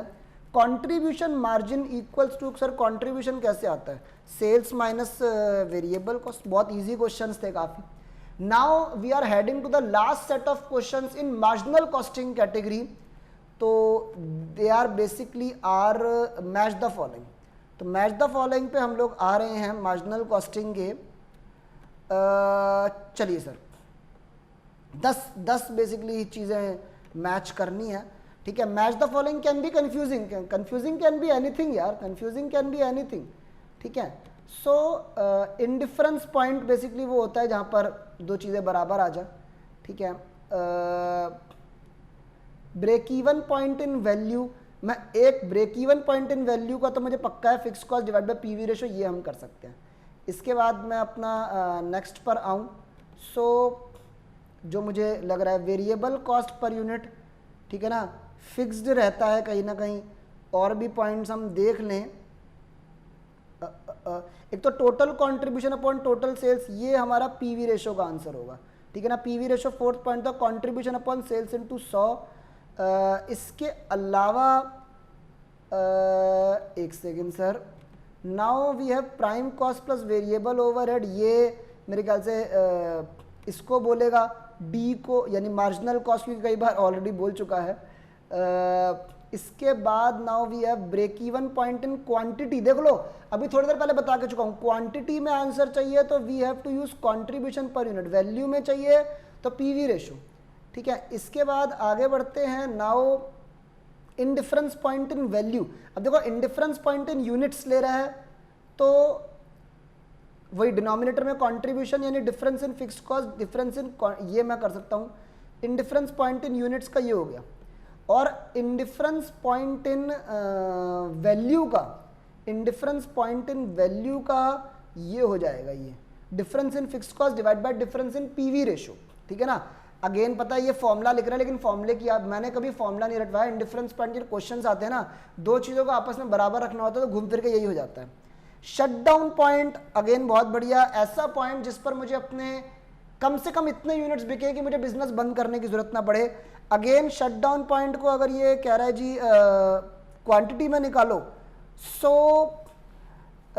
यहाँ पर अवॉइडेबल फिक्स्ड कॉस्ट, क्योंकि अवॉइडेबल वो होती है जो क्या कहते हैं, जो शट डाउन करते तो फिक्स्ड कॉस्ट बचाई जा सकती थी, ठीक है। तो यूनिट्स में अगर चाहिए तो अगेन कंट्रीब्यूशन डिनोमिनेटर में, और अगर आपको आंसर वैल्यू में चाहिए तो पीवी रेशो डिनोमिनेटर में। और लास्ट इसने मेरे से पूछा है मार्जिन ऑफ सेफ्टी, तो मार्जिन वैसे भी ऑप्शंस जो बचे वो एक ही बचा है मेरे ख्याल से। यार आई को अच्छा वेरिएबल कॉस्ट पर यूनिट ये बीच में रह गया हमारा, ये मैं कनेक्ट करूँगा, variable cost per unit fix रहता है। सर मेरे पास जो पॉइंट बचा है वैसे वो ये है सी वाला, मार्जिन ऑफ सेफ्टी को इससे आप कनेक्ट कर सकते हैं, इससे total sales minus break even sales, ये हमारा मैच द फॉलोइंग हो गया। एक बार चेक कर लें, फर्स्ट को ये कर रहा है एफ से, हाँ जी ठीक है हमने भी यही किया। सेकंड को ये कर रहा है ई से, ठीक है, मैं डिफरेंट कलर पेन से करता हूँ ताकि आप लोग इसको क्लियर कर सकें। थर्ड को मैंने मैच किया है, एक सेकेंड, मैंने किया है आई से, इसने भी किया बहुत बढ़िया। फोर्थ को जी से किया, बहुत अच्छे। फिफ्थ को डी से किया, ठीक है। सिक्स्थ को बी से किया, ठीक है। सेवन्थ को ए से, ठीक है।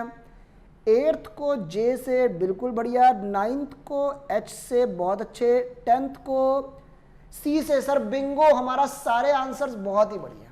तो इसी के साथ आपका मार्जिनल कॉस्टिंग का कारवा खत्म होता है। Now we gonna start with our standard costing, और इसमें भी सर मैं आपको स्टैंडर्ड कॉस्टिंग का बता दूं, सीधा मैं लास्ट पर आना चाहता हूं। तो स्टैंडर्ड कॉस्टिंग में again we don't have long questions, we gonna start with directly are multiple choice questions, ठीक है ना। मुझे लग रहा है ये क्लास हमारी कंपैरेटिवली जल्दी खत्म हो जाएगी। तो हमें स्टैंडर्ड कॉस्टिंग के मल्टीपल चॉइस क्वेश्चंस करने हैं, फिर वही ट्रू एंड फॉल्स और जो भी चीज़ें हमारे सामने आएंगी हम सबने वो करनी है। So now we gonna start with standard costing variance analysis, we gonna start with multiple choice questions here. So question number 1 की तरफ आगे बढ़ते हैं दोस्तों।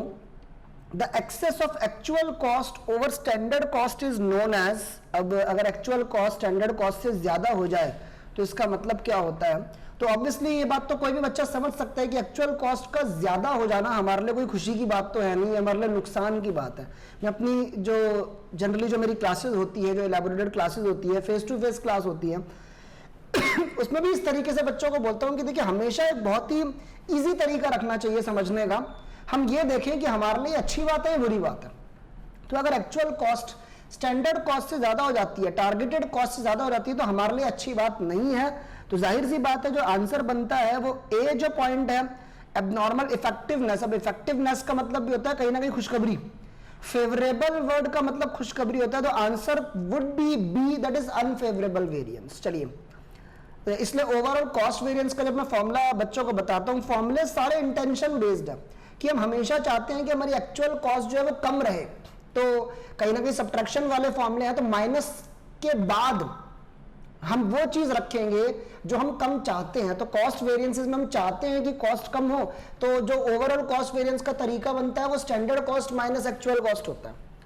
Difference between standard cost and actual cost is called as variance. यार कैसे कैसे सवाल हो रहे हैं, तो बहुत आसान है ना। अगला, standard cost is used to ascertain the break even point to establish the cost volume relationship as a basis for price fixation and cost control through variance analysis। कहीं ना कहीं बहुत ही कॉमन सेंस वाला सवाल हो गया। स्टैंडर्ड कॉस्ट हम इसलिए करते हैं ताकि हम उसको यूज करके अपना आगे कॉस्ट कंट्रोल वगैरह कर सके, वेरिएंस एनालिसिस कर सके। तो कहीं ना कहीं इसने खुद ही बता दिया कि ये जवाब है। Question number 4, the cost of the product determined at the beginning of production under standard cost system is, जो हम प्रोडक्शन करने से पहले ही जो हम कॉस्ट को डिसाइड कर लेते हैं अकॉर्डिंग टू द, मैं ऑप्शंस देख रहा हूं, तो answer should be C, fourth का सी होना चाहिए, that is predetermined cost. एक बार मैं आगे बढ़ने से पहले इसको कहीं ना कहीं देखना भी चाहूंगा कि आंसर, मुझे पूरा ऐसे उम्मीद है कि फोर्थ का सी ही होगा। सो फोर्थ का, हाँ जी सर सी है बिल्कुल। इसके बाद now the deviation between standard cost and actual cost, ये बार बार एक ही बात नहीं पूछ रहा, is variance analysis. Obviously options बाकी भी मैं देख रहा हूं, लेकिन वेरिएबल कॉस्ट नहीं, लीनियर ट्रेंड नहीं, मल्टीपल नहीं, variance analysis should be the answer. ठीक है, फिफ्थ क्वेश्चन का बी हो गया।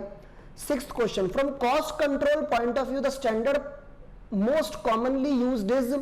भाई देखिए ये मैं क्लास में भी बताता हूं कि ये एक बड़ा इंपॉर्टेंट है कि टाइप्स ऑफ स्टैंडर्ड्स, तो there are theoretical standards, there are practical standards, ideal standard, basic standard, ये सब होते हैं।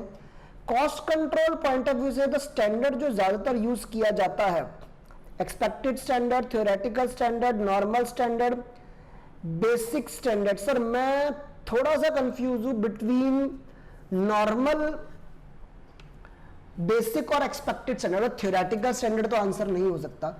बेसिकली जब हमें कॉस्ट कंट्रोल करनी हो तो हम एक स्टैंडर्ड कॉस्ट निकालेंगे, कितनी कॉस्ट आ सकती है। थ्योरेटिकल तो इसलिए नहीं क्योंकि theoretical is not practical basically. So expected could be, मेरे को जो सबसे, क्योंकि जो कॉस्टिंग का टेक्निकल वर्ड है दैट इज नॉर्मल, तो मैं नॉर्मल के साथ जाऊंगा। सिक्स्थ का सी एक बार देख लेते हैं कि क्या हमारा आंसर है। सिक्स्थ क्वेश्चन का सी मैं कह रहा हूं 1 2 3 4 5 6, 1 2 3 4 5 6। सर ये आंसर दे रहा है एक्सपेक्टेड स्टैंडर्ड। मैं मेरी ऑब्वियसली थ्योरेटिकल को तो मैंने बिल्कुल एक्सक्लूड कर दिया था अपनी चर्चा से। एक्सपेक्टेड मुझे इसलिए लग रहा था क्योंकि भाई हमें एक्सपेक्टेड है, कहीं ना कहीं स्टैंडर्ड का मतलब यही होता है कि जो होना चाहिए या जो हम उम्मीद कर रहे हैं। तो मैं इसको भी गलत आंसर नहीं कहूंगा, ठीक है, ये मेरी तरफ से मिस्टेक हो गई। सिक्स का ए ठीक है। When more than one material is used in the manufacture of a product, which of the following variances arise? Sir देखिए जब एक से ज्यादा मटेरियल हो तो कौन से वेरिएंसेस अराइज होते हैं। So obviously A B C D होते तो चारों ही हैं, लेकिन प्राइस और यूसेज तब भी होते हैं जब एक से ज्यादा मटेरियल नहीं होता। बेसिकली यील्ड और मिक्स तभी आते हैं जब एक से ज्यादा मटेरियल होता है। तो मुझे लग रहा है माइट भी ये एमसीक्यू नहीं था, ठीक है। मुझे पूछ रहा है एक से ज्यादा मटेरियल हो तो कौन से मटेरियल यील्ड और मिक्स दोनों आ सकते हैं। वैसे अगर मुझे एक जवाब देना हो ना तो मैं माइट भी मिक्स दूंगा, क्योंकि जब एक से ज्यादा मटेरियल होते हैं तो समझाने की शुरुआत मिक्स से ही होती है कि भाई एक से ज्यादा मटेरियल है तो दोनों को मिला रहे हैं, तो किस रेशियो में मिला रहे हैं। मेरा वोट मैं बी की तरफ जाएगा, 7th के लिए बी। एक बार देख लेता हूं, बी सर बिल्कुल ठीक आंसर है, ठीक है ना। अब देखिए बच्चा हो सकता है, जैसे मैं कंफ्यूज हुआ, बच्चा सोच सकता है कि यार आता तो यील्ड भी है मिक्स भी है, बट मैंने मिक्स आंसर इसलिए दिया क्योंकि मिक्स जो है वो पहले आता है, मिक्स जो है वो पहले आता है। 8th क्वेश्चन, प्रैक्टिकल की तरफ हम आ गए, प्रैक्टिकल रिवीजन भी हो सकती है। The standard price of material per kg is 20, standard consumption per unit is 5 kilo, standard material cost for producing 100 unit. बहुत आसान क्वेश्चन है यार। स्टैंडर्ड कॉस्ट में हमेशा समझाता हूं, मैंने कई बार अपनी क्लास में एग्जांपल दिया है कि फॉर एग्जांपल मैं गाजर का हलवा बनाना चाहती है मेरी मम्मी, ठीक है, तो उन्होंने मेरे को बोला गाजर बाजार से खरीद के आ, तो मेरी कॉस्ट इन दो बातों पर डिपेंड करती है कि गाजर 1 किलो कितने की मिलती है और कितने किलो गाजर कंज्यूम करनी है। तो सेम वे यहां पर जो मटेरियल है उसका 1 किलो का प्राइस 20 है और कंजम्पशन जो है वो 5 करनी है, तो 20 × 5 मेरी जो स्टैंडर्ड कॉस्ट होगी दैट वुड बी 20 × 5। अच्छा 5 जो लगता है वो 1 यूनिट को बनाने के लिए लगता है, मेरे को 100 यूनिट्स बनानी है, तो ओवरऑल आंसर जो है वो 10,000 होगा, दैट इज डी, ठीक है। कुछ खास मुश्किल क्वेश्चन नहीं था। 9th क्वेश्चन, और चलिए सेम टाइप का क्वेश्चन मेरी बुक में भी है। The standard cost of material for a given quantity of output, standard cost 15,000 है, एक्चुअल कॉस्ट 16,200 है। जाहिर सी बात है एक्चुअल कॉस्ट ज्यादा है, कितने से 1200 से, सो 1200 adverse would be the answer, 1200 adverse. 10th question, for the purpose of proof, अब देखिए पता है इसने वर्ड यूज किया प्रूफ, मैं अपनी क्लास में बोलता हूं बच्चा वेरिफिकेशन कर लो, वेरिफिकेशन कर लो, और मैं वेरिफिकेशन को इंपॉर्टेंट मानता हूं। मटेरियल कॉस्ट वेरिएंस इनमें से किसके बराबर है, usage plus mix, price plus usage, price plus yield, mix plus yield. Sir answer is B, price plus usage. Basically cost variance के दो पार्ट्स बनते हैं, मटेरियल प्राइस वेरिएंस और मटेरियल यूसेज वेरिएंस हमारा, सो बी होगा। 11th question, cost variance is the difference between standard cost and actual cost, ठीक है। अब देखिए अगेन वही शायद बच्चों को लगेगा यार अपनी क्लास के बारे में बताया जा रहा है, लेकिन अब क्या करें, जितना क्लासेस वगैरह होती हैं तो चीजें याद आती हैं कहीं ना कहीं। मैं कई बार बच्चों को बताता हूं बेटा standard cost and budgeted cost गलती से मत कर देना, ठीक है ना। बी इज कंप्लीटली इलॉजिकल, क्योंकि स्टैंडर्ड जो है वो बजट से ही बनता है, ठीक है। स्टैंडर्ड एंड बजट का दोनों का मतलब कहीं ना कहीं टारगेटेड ही है। तो जो हमने सोचा था और जो हमने एक्चुअल में किया, तो answer is C, standard and actual. 12th question, standard price of material 20 रुपए, स्टैंडर्ड यूसेज पर यूनिट 5 रुपए, एक्चुअल यूसेज 100 यूनिट्स करी है, ठीक है। 520 किलो हमने एक्चुअल यूसेज करी। अच्छा ये जो 100 यूनिट्स है this is actual output, actual production. मैं कहता हूं स्टैंडर्ड कॉस्टिंग में खासतौर पे कॉस्ट वेरिएंसेस के संदर्भ में एक्चुअल आउटपुट ढूंढना बेहद जरूरी है। सो एक्चुअल आउटपुट 100 है, 100 को बनाने के लिए हमने एक्चुअल में 520 किलो लगाया, ठीक है। लगना चाहिए तो 5 के हिसाब से, तो 5 × 100। देखिए कैलकुलेशन ऑफ स्टैंडर्ड क्वांटिटी इस तरीके से मैं यहां पर दिखा दूं, पूरा नाम लिखूं तो एक second, standard quantity for actual output, for actual output. So basically जिसको हम कह सकते हैं कि जो एक्चुअल बनाया उसके लिए कितना लगना चाहिए। अब 100 यूनिट्स बनाया और स्टैंडर्ड कंजम्पशन जो है वो 5 किलो पर यूनिट है, तो जाहिर सी बात है 100 को बनाने के लिए 500 किलो लगाना चाहिए था, एक्चुअल में 520 लगा दिया।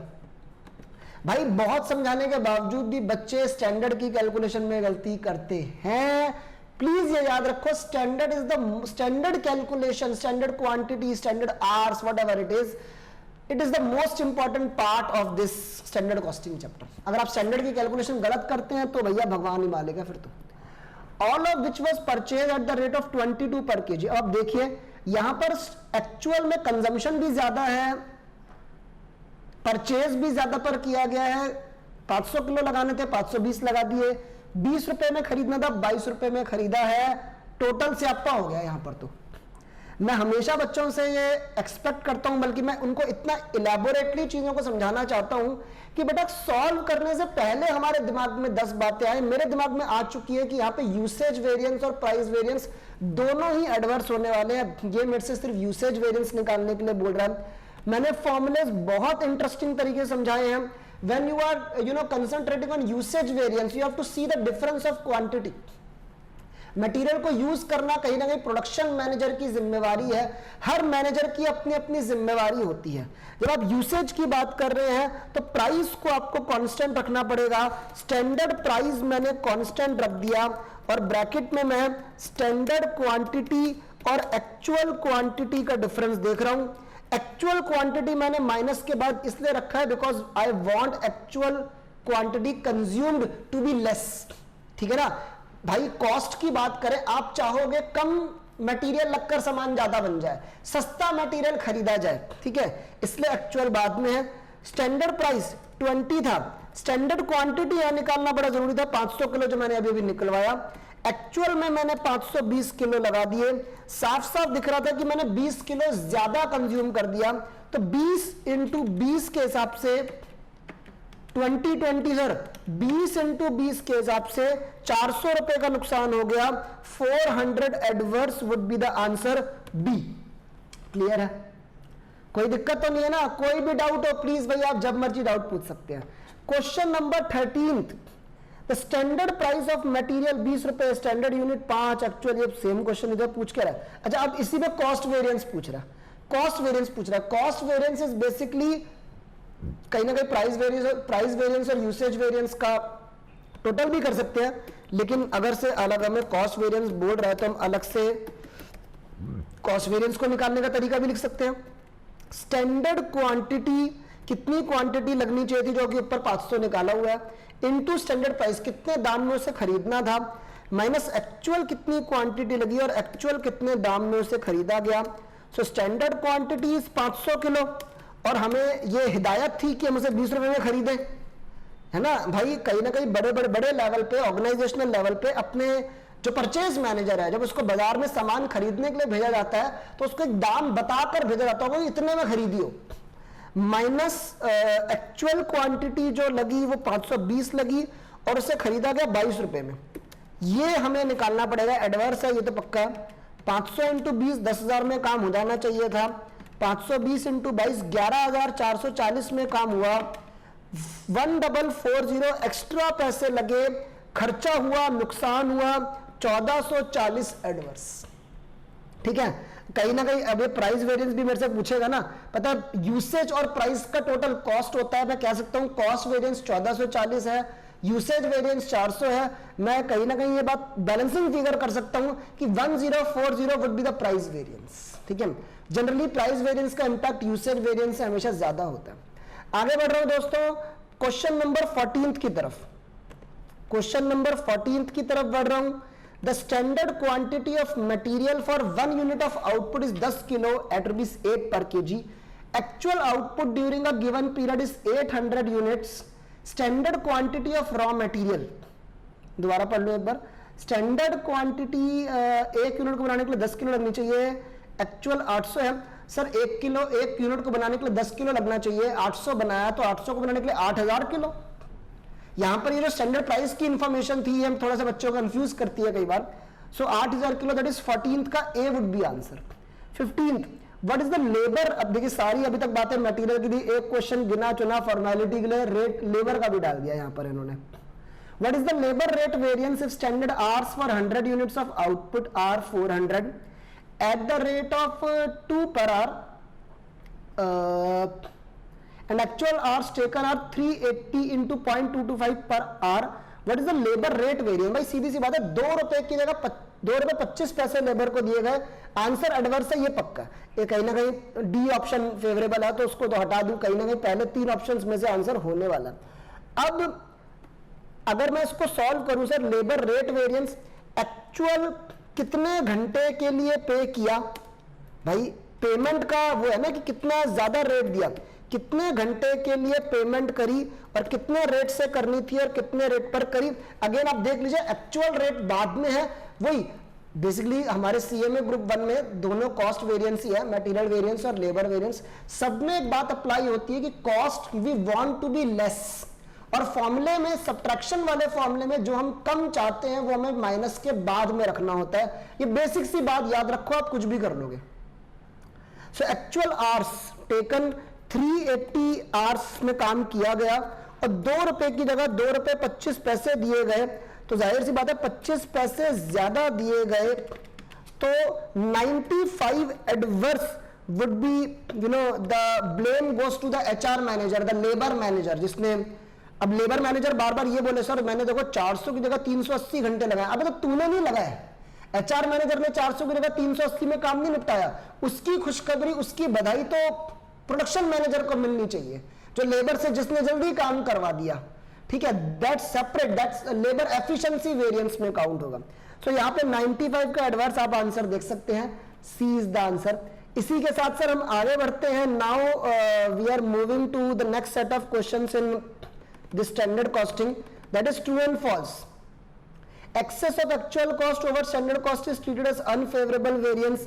बिल्कुल ठीक बात है। अब यार आपके बुक मैं जनरली, अब ट्रेंड आप भी नोटिस कर रहे होंगे, जिस टाइप के क्वेश्चन ये एमसीक्यू में देता है उन्हीं को घुमा के ट्रू एंड फॉल्स में भी दे देता है। ठीक है, और सर प्लीज आप लोगों को एमसीक्यूज वगैरह शॉर्ट क्वेश्चंस की प्रैक्टिस करने के लिए जो एमसीक्यू बुक जो इशू कर रखी है, जो मैंने अपने टेलीग्राम चैनल पे भी डाली थी, वो भी आपको करनी पड़ेगी। और हो सकता है बोलते बोलते मेरे दिमाग में आया कि आपको वो एमसीक्यू बुकलेट सॉल्व कराने के लिए भी मैं आपके सामने आऊं, एक सीरीज जो है वो उसके लिए भी हम यहां पर शूट करें, आपके सामने मैं आऊंगा जरूर। Variances are calculated for both material and labour obviously, while तो obviously this is true, tick मार दूंगा। While fixing standards normal losses and wastage are taken into account, true. True, normal वही होते हैं जो हमें पहले से पता होता है, जब हम स्टैंडर्ड भी पहले से डिसाइड किए जा रहे हैं, तो जब हम स्टैंडर्ड सेट कर रहे हैं तो जो हमें पता है कि ये नुकसान होने वाले हैं, हम उनको ऑलरेडी कंसिडर करके कहीं ना कहीं वो स्टैंडर्ड सेट करते हैं। कई क्वेश्चंस आपने देखे होंगे कि जी ए इतना लगाना है, बी इतना लगाना है, नॉर्मल लॉस 10% है, तो क्लास में ऐसे बताया गया कि 10% नॉर्मल लॉस है तो 90 बनेगा। ये पहले से पता था कि 90 बनेगा। Under the system of standard costing there is no need for variance analysis. ये बात तो गलत हो गई यार, स्टैंडर्ड कॉस्टिंग के सिस्टम का पार्ट ही तो वेरिएंस एनालिसिस है, तो फोर्थ का गलत लग रहा है। Standard costing is an ideal name given to the estimate making. ये थोड़ी कंफ्यूजिंग स्टेटमेंट है, आई गेस मैं सिर्फ गलत बोलूंगा। हम सिर्फ एस्टिमेट नहीं सेट कर रहे, हम ये भी देख रहे हैं कि जो हमने एस्टिमेट सेट किया वो एक्चुअल में अचीव हो पाया या नहीं हो पाया, तो मेरे हिसाब से गलत है। मैं अभी नीचे देख लूंगा answers. Standard cost once fixed can not be altered, मैं इसको भी गलत कहूंगा। हमने एक बार जो प्लानिंग कर ली, ऑफिसर रिवाइज स्टैंडर्ड्स भी तो होते हैं, revise standard quantity, revise standard hours. पहले 3 मैंने ट्रू दिए, अगले 3 मैंने फॉल्स दिए। मैं एक बार देखना चाहूंगा, एक सेकेंड, यहां पे पहले 3 ट्रू, अगले 2 फॉल्स। ये जो आपका पॉइंट नंबर 6 है, standard cost once fixed can not be altered, इसको ये ट्रू बता रहा है। आई गेस मैं आपको सही बताऊं, एक तरीके से देखिए आपको लगेगा मैं कवर कर रहा हूं, लेकिन एक तरीके से बात ठीक भी है, क्योंकि मैंने जो रिवाइज स्टैंडर्ड वाली बात बोली थी वो mainly more than 1 material, more than 1 labour के केस में आती है। नॉर्मली आपने एक स्टैंडर्ड सेट किया, आपने टारगेट सेट किया, जनरली तो वो फिक्स ही रहता है, ठीक है। लेकिन मैं अगर नॉर्मली बोलूं तो चेंज कर भी सकते हैं, लेकिन ठीक है, टेक्निकल अगर डीप में घुसे तो बात ठीक है कि स्टैंडर्ड कॉस्ट अगर हमने एक बार सेट कर ली तो हम बार बार चेंज नहीं करते। 7th, pre determined standards provide a yardstick for the measurement of efficiency. बात सही है, पहले से स्टैंडर्ड सेट करेगा कि ऐसे काम होना चाहिए। अब फिर वो अगर अचीव हो जाता है या नहीं हो जाता तो ये मेरे वर्कर की एफिशिएंसी दर्शाता है। Material cost variance and labour cost variance are always equal. नहीं सर, ये कैसी सी बात हुई, क्यों इक्वल को होंगे? Fixed standards is the work of industrial engineer और the production people and not of cost accountant. ऐसा नहीं है कि स्टैंडर्ड सिर्फ प्रोडक्शन के लोग ही सेट कर रहे हैं, उसे उसकी जो प्राइस वगैरह की जो बातें हैं, और जो सीधी सी बात है सर, कॉस्ट जो है वो कहीं ना कहीं कॉस्ट अकाउंटिंग सेट करेगा, तो this is false. Standard costing are more profitably employed in a job order industries than in processed. Again ये नहीं है, स्टैंडर्ड कॉस्टिंग का एक टेक्निक है जो किसी भी मेथड ऑफ कॉस्टिंग के साथ किसी भी टाइप की इंडस्ट्री में लगाई जा सकती है। Again this is false. Now fill in the blank. Standard cost is a dash cost, I guess predetermined answer है। Standard cost when fixed is recorded on dash card. कौन से card पे होती है? मैं यही बोलूंगा, माइट बी स्टैंडर्ड कार्ड या स्टैंडर्ड कॉस्ट कार्ड, ठीक है ना, इस टाइप का कि मतलब एक टारगेट सेट किया तो उसे एक स्टैंडर्ड टारगेट के जो कार्ड बना रखा है उसमें लिख लिया। Historical costing uses post period cost while standard costing use pre determined cost. या कोई जैसे हिस्टोरिकल कॉस्टिंग बाद की कॉस्ट को ले रही है तो स्टैंडर्ड कॉस्टिंग पहले वाली कॉस्ट को ले रही है। प्री कॉस्ट या प्री डिटरमाइंड आप पूरा लिख दें। इसके बाद now we have 3 types of standards भाई जो मेरे को दिमाग में आ रहे हैं। आइडियल, एक होता है अटेनेबल, एक होता है बेसिक, ठीक है। अब ये कौन से लिख रहा है ये मैं नहीं कह सकता। इसने लिखा है करंट, बेसिक एंड नॉर्मल, ठीक है, current, basic and normal. Ideal होता है जब हम सब कुछ अच्छा रख के कहीं ना कहीं चीजों को लें, ठीक है। आई गेस अटेनेबल या प्रैक्टिकल स्टैंडर्ड को ये नॉर्मल कह रहा होगा, लेकिन हमारा आंसर ठीक है। The dash is usually the coordinator of the standards committee. Standard set करने की, मुझे लग रहा है अभी ऊपर एक सवाल पूछा गया था तो शायद उसी के पॉइंट ऑफ व्यू से होगा। मैं यहाँ पे कॉस्ट अकाउंटेंट लिख रहा हूं कि कॉस्ट अकाउंटेंट की मदद से ही कहीं ना कहीं स्टैंडर्ड सेट होते हैं। The standards cost when fixed recorded on, ये पूछा तो अभी स्टैंडर्ड कॉस्ट का, ये क्या कर रहा है ये? Basically there are 2 types of standards, basic standards and normal standard या करंट स्टैंडर्ड आप लिख सकते हैं। When actual cost is less than standard cost, ये खुशी की बात है, अगर एक्चुअल कॉस्ट स्टैंडर्ड कॉस्ट से कम हो जाए तो then it would be a favourable variance, it would be a favourable variance. Standard costing is one of the dash techniques, क्या बोलूं, कॉस्टिंग टेक्निक्स, कॉस्ट कंट्रोल करने की टेक्निक है। कॉस्ट कंट्रोल सही है। स्टैंडर्ड मीन्स अ क्राइटेरियन और a yardstick against which actual activity can be compared to determine the variance between two. Variance can be a better word. Variance, अब देखिए यहां पर आंसर्स में डिफरेंस लिखा है, वेरियंस का मतलब डिफरेंस ही होता है यार, मैंने कोई गलती नहीं कर दी है। आगे बढ़ते हैं now to the last set of questions in standard costing, ठीक है ना। अभी हमें बजटरी कंट्रोल भी करना भाई। चलिए अगेन 10 है। बड़ा अच्छा लगता है मैच द फॉलोइंग करने से ना, कई बार ऐसा तो बचपन की आदत ताजा हो रही है मैच द फॉलोइंग करके। डायरेक्ट मटेरियल यील्ड वेरिएंस या यील्ड वेरिएंस जो होता है ना वो जो मिक्स मतलब revised yield, standard yield for actual mix minus actual yield, I guess I, ठीक है ना। मटेरियल यील्ड वेरिएंस का जो आपका आंसर है वो मैं आई दूंगा, standard yield for actual mix minus actual yield, ठीक है। Labour rate variance, labour rate variance में रेट का डिफरेंस मेनली देखा जा रहा है। सो ओ ओ ओ ओ ओ ओ एक सेकेंड, ये होगा ना, डी होगा, D standard rate minus actual rate वाला। मटेरियल प्राइस वेरिएंस कहीं ना कहीं फॉर्मूले रिवाइज हो रहे हैं, प्राइस वेरिएंस में प्राइस का डिफरेंस देखना है। सो ये हो गया आपका क्या बोलते हैं F, standard price minus actual price into actual quantity. Variance analysis, obviously this topic does management by exception, यही लग रहा है, इसके अलावा और तो कोई पॉइंट यहां पर सही बैठ नहीं रहा। वेरिएंस एनालिसिस एक मैनेजमेंट बाय एक्सेप्शन का तरीका है। Direct labour yield variance, labour का यील्ड वेरिएंस, तो बेसिकली यहां पर रिवाइज्ड माइनस एक्चुअल तो वो चलो मिक्स हो गया। लेबर की बात हो रही है यहां पर, so basically standard hours for actual production minus actual hours नहीं, आई गेस मैं ये बोलूंगा बी। बहुत अच्छी तरीके से इसने बी पॉइंट दिया है। बेसिकली जो क्या बोलते हैं यील्ड जो होता है इसमें रिवाइज्ड आता है, तो रिवीजन बेसिकली लेबर के केस में क्या होता है, जो गैंग होती है, जो टीम होती है वो डिफरेंट टीम है, तो स्टैंडर्ड टीम क्या थी और एक्चुअल टीम क्या थी, बहुत बढ़िया तरीके से इसने दे रखा है हमारा। एक second, actual hours at standard rate of standard gang, actual hours at standard rate of actual gang. Yield variance में स्टैंडर्ड रेट तो कॉमन ही होता है, मेरे ख्याल से बी ही आंसर होना चाहिए, और तो कोई पॉइंट। एक बार आगे देखते हैं। एफिशिएंसी के लिए, एफिशिएंसी में आवर्स का डिफरेंस देखा जाता है, तो ऑब्वियसली मैं एफिशिएंसी के लिए जो आंसर दूंगा वो ए दूंगा, ठीक है, क्योंकि यहाँ पे स्टैंडर्ड आवर्स और एक्चुअल आवर्स का डिफरेंस देखा जा रहा है। Direct material mix variance, direct material mix variance, revise standard quantity और एक्चुअल क्वांटिटी का डिफरेंस हो गया, तो आपका ये आ गया मिक्स वेरिएंस का जे।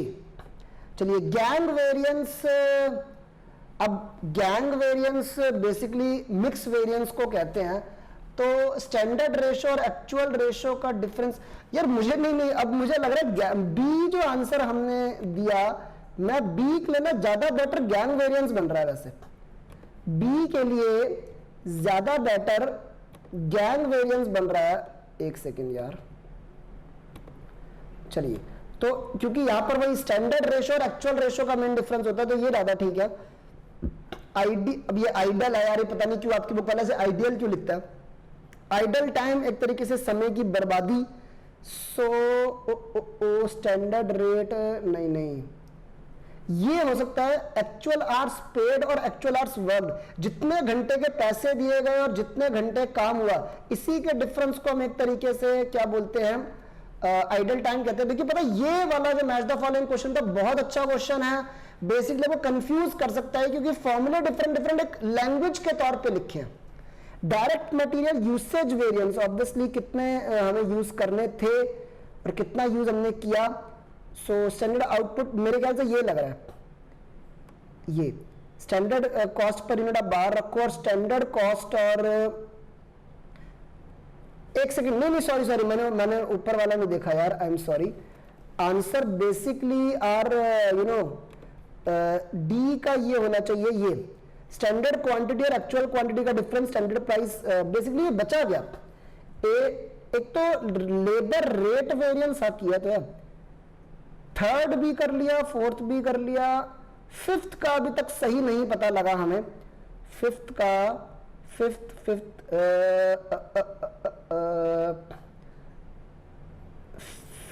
में आई गेस, एक सेकेंड, सिक्स्थ हो गया, सेवंथ हो गया, एट्थ हो गया, नाइन्थ हो गया, टेंथ हो गया, बचा क्या यार मेरे यहाँ पर ऑप्शंस, मुझे लग रहा है कि हमने आई गेस एच के साथ किसी को मिक्स हमने नहीं किया है मैच, और यहाँ फिफ्थ, तो फिर वैसे बचता तो फिफ्थ और एच ही है, लेकिन सही बताओ यहाँ पे फिफ्थ में लिखा है लेबर यील्ड वेरिएंस और एच में लिखा है कॉस्ट पर यूनिट। वो लेबर कॉस्ट है या कौन सी कॉस्ट है? मेरे पास एक ही बचा है कि मैं अपने क्या बोलते हैं फिफ्थ वाले पॉइंट, यहाँ पर कॉलम ए में फिफ्थ बचा है और कॉलम बी में एच बचा है, तो यही एक बचता है जिसको मैं मैच करूं। तो मेरे हिसाब से फर्स्ट को हमने मैच किया है आई से, दैट इज करेक्ट। सेकंड को हमने मैच किया है डी से, दैट इज करेक्ट। थर्ड को हमने मैच किया है एफ से, दैट इज करेक्ट। फोर्थ को हमने मैच किया है सी से अगेन। फिफ्थ का इसने एच से कर रखा है, जो मैंने लास्ट में बैलेंसिंग फिगर के तौर पे, सर बता रहा हूं रियली, मैं झूठ नहीं बोलूंगा, बैलेंसिंग फिगर के तौर पे किया है, क्योंकि फिफ्थ में डायरेक्ट लेबर यील्ड वेरिएंस लिखा है और एच पॉइंट में कहीं लेबर वर्ड ही नहीं है बेसिकली, लेकिन ठीक है। सिक्स्थ का लेबर एफिशिएंसी वेरिएंस का ए के साथ कनेक्ट हुआ है, ठीक है। सेवंथ का हुआ है कनेक्ट जे के साथ, ठीक है। एट्थ का कनेक्ट हुआ है बी के साथ, ठीक है। नाइन्थ का ई के साथ, ठीक है। टेंथ का जी के साथ, बिल्कुल ठीक है। इसी के साथ सर हम अपने आज के अंतिम पड़ाव पर आगे बढ़ते हैं, जो कि हमारा टॉपिक है, that is our budgetary control. Next topic is budgetary control. इसके प्रैक्टिकल प्रॉब्लम्स की तरफ मैं आ रहा हूं। सो ये this is gonna be starting here. ये देखिए, अब अगेन इसमें भी कोई लॉन्ग प्रैक्टिकल क्वेश्चंस नहीं है, सीधा एमसीक्यू से ही हम चालू करेंगे। तो हमारे क्लास की खत्म होने की घड़ी जो है वो करीब आ रही है, और ये खबर सुन के बच्चों को बड़ी खुशी होती है। Budgets are shown in dash terms, I guess quantitative. Quantitative इसमें आंसर होना चाहिए कि एक क्वांटिटी होती है, एक नंबर होता है। इसने मटेरियलिस्टिक बोला, ऑप्शन बी एंड सी भी दिया है। आई गेस मटेरियलिस्टिक भी कह सकते हैं, मैं बी के साथ जाऊंगा। बी और डी में थोड़ा सा कंफ्यूज हूं, इसलिए मैं देखना चाहता हूं। 1 का आंसर सर डी है, both B and C. Materialistic is something which is importance show करता है कि हम आने वाले टाइम में क्या करने वाले हैं, तो इसलिए B and C both answer हो गया। Which of the following is not an element of master budget. Master budget is one budget in all, सारे बजट्स की अगर जानकारी को कंप्लाई कर ले एक, तो that is called as master budget. So इनमें से कौन सा मास्टर बजट नहीं है? Capital expenditure budget, production schedule, operating expenses budget. मेरा आंसर शायद ए होगा। Capital expenditure budget might be master budget में नहीं आएगा, या मुझे ये भी लग रहा है क्योंकि जनरली एमसीक्यूज में answer all of the above भी होता है, जिनमें options all of the above हो, इसलिए मुझे डर तो लग रहा है, लेकिन एक बार मैं चेक करना चाहूंगा। सेकंड का सर बी है, ये कह रहा है प्रोडक्शन बजट। आई गेस बताऊं क्यों? एक्चुअली कैपिटल एक्सपेंड, हाँ ठीक है, मेरी गलती है। कैपिटल एक्सपेंडिचर और ऑपरेटिंग एक्सपेंस दोनों फाइनेंशियल नेचर के बजट है, तो वो दोनों फाइनेंशियल चीजें कहीं ना कहीं मास्टर बजट में आती है। क्वेश्चन मुझे याद है, a budget which covers all the P&L and balance sheet was master budget. Production schedule basically एक फंक्शनल बजट है, प्रोडक्शन बजट है, इसलिए ये आंसर मास्टर बजट में नहीं है कहीं ना कहीं। आगे बढ़ते हैं। Third question, which of the following is not a potential benefit of using a budget. इनमें से कौन सा बजटिंग करने का एक सही बेनिफिट नहीं है?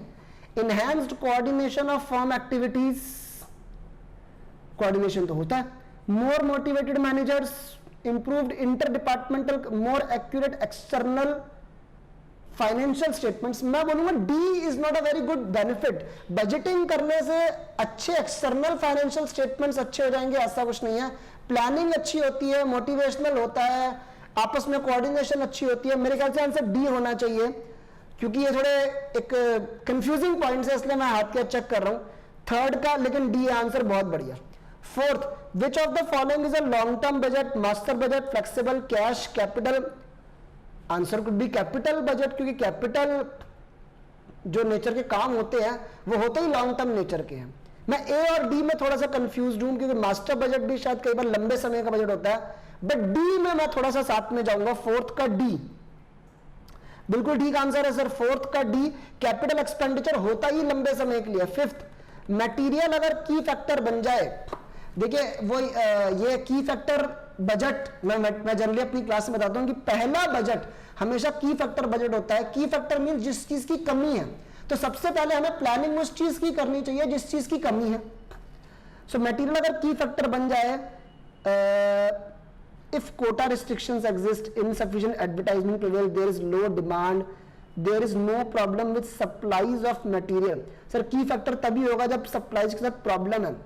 मुझे जो ये लग रहा है, आई गेस ए आंसर होना चाहिए कि जो हमारा मटेरियल का जो हमारा सप्लायर है उसकी रिस्ट्रिक्शंस हैं सामान देने में, ठीक है। C could be answer, there is low demand, हमें इतना मटेरियल चाहिए नहीं क्योंकि मार्केट में डिमांड कम है। बट ए, मैं ए के साथ जाऊंगा। फिफ्थ का ए बहुत बढ़िया, फिफ्थ का ए ही है भाई, बहुत बढ़िया। मार्जिनल कॉस्टिंग में भी जो डिसीजन मेकिंग, की फैक्टर डिसीजन मेकिंग में काम आता है, जिस चीज की कमी है उसके पॉइंट ऑफ व्यू से कंट्रीब्यूशन देखना होता है फॉर रैंकिंग पर्पसेस।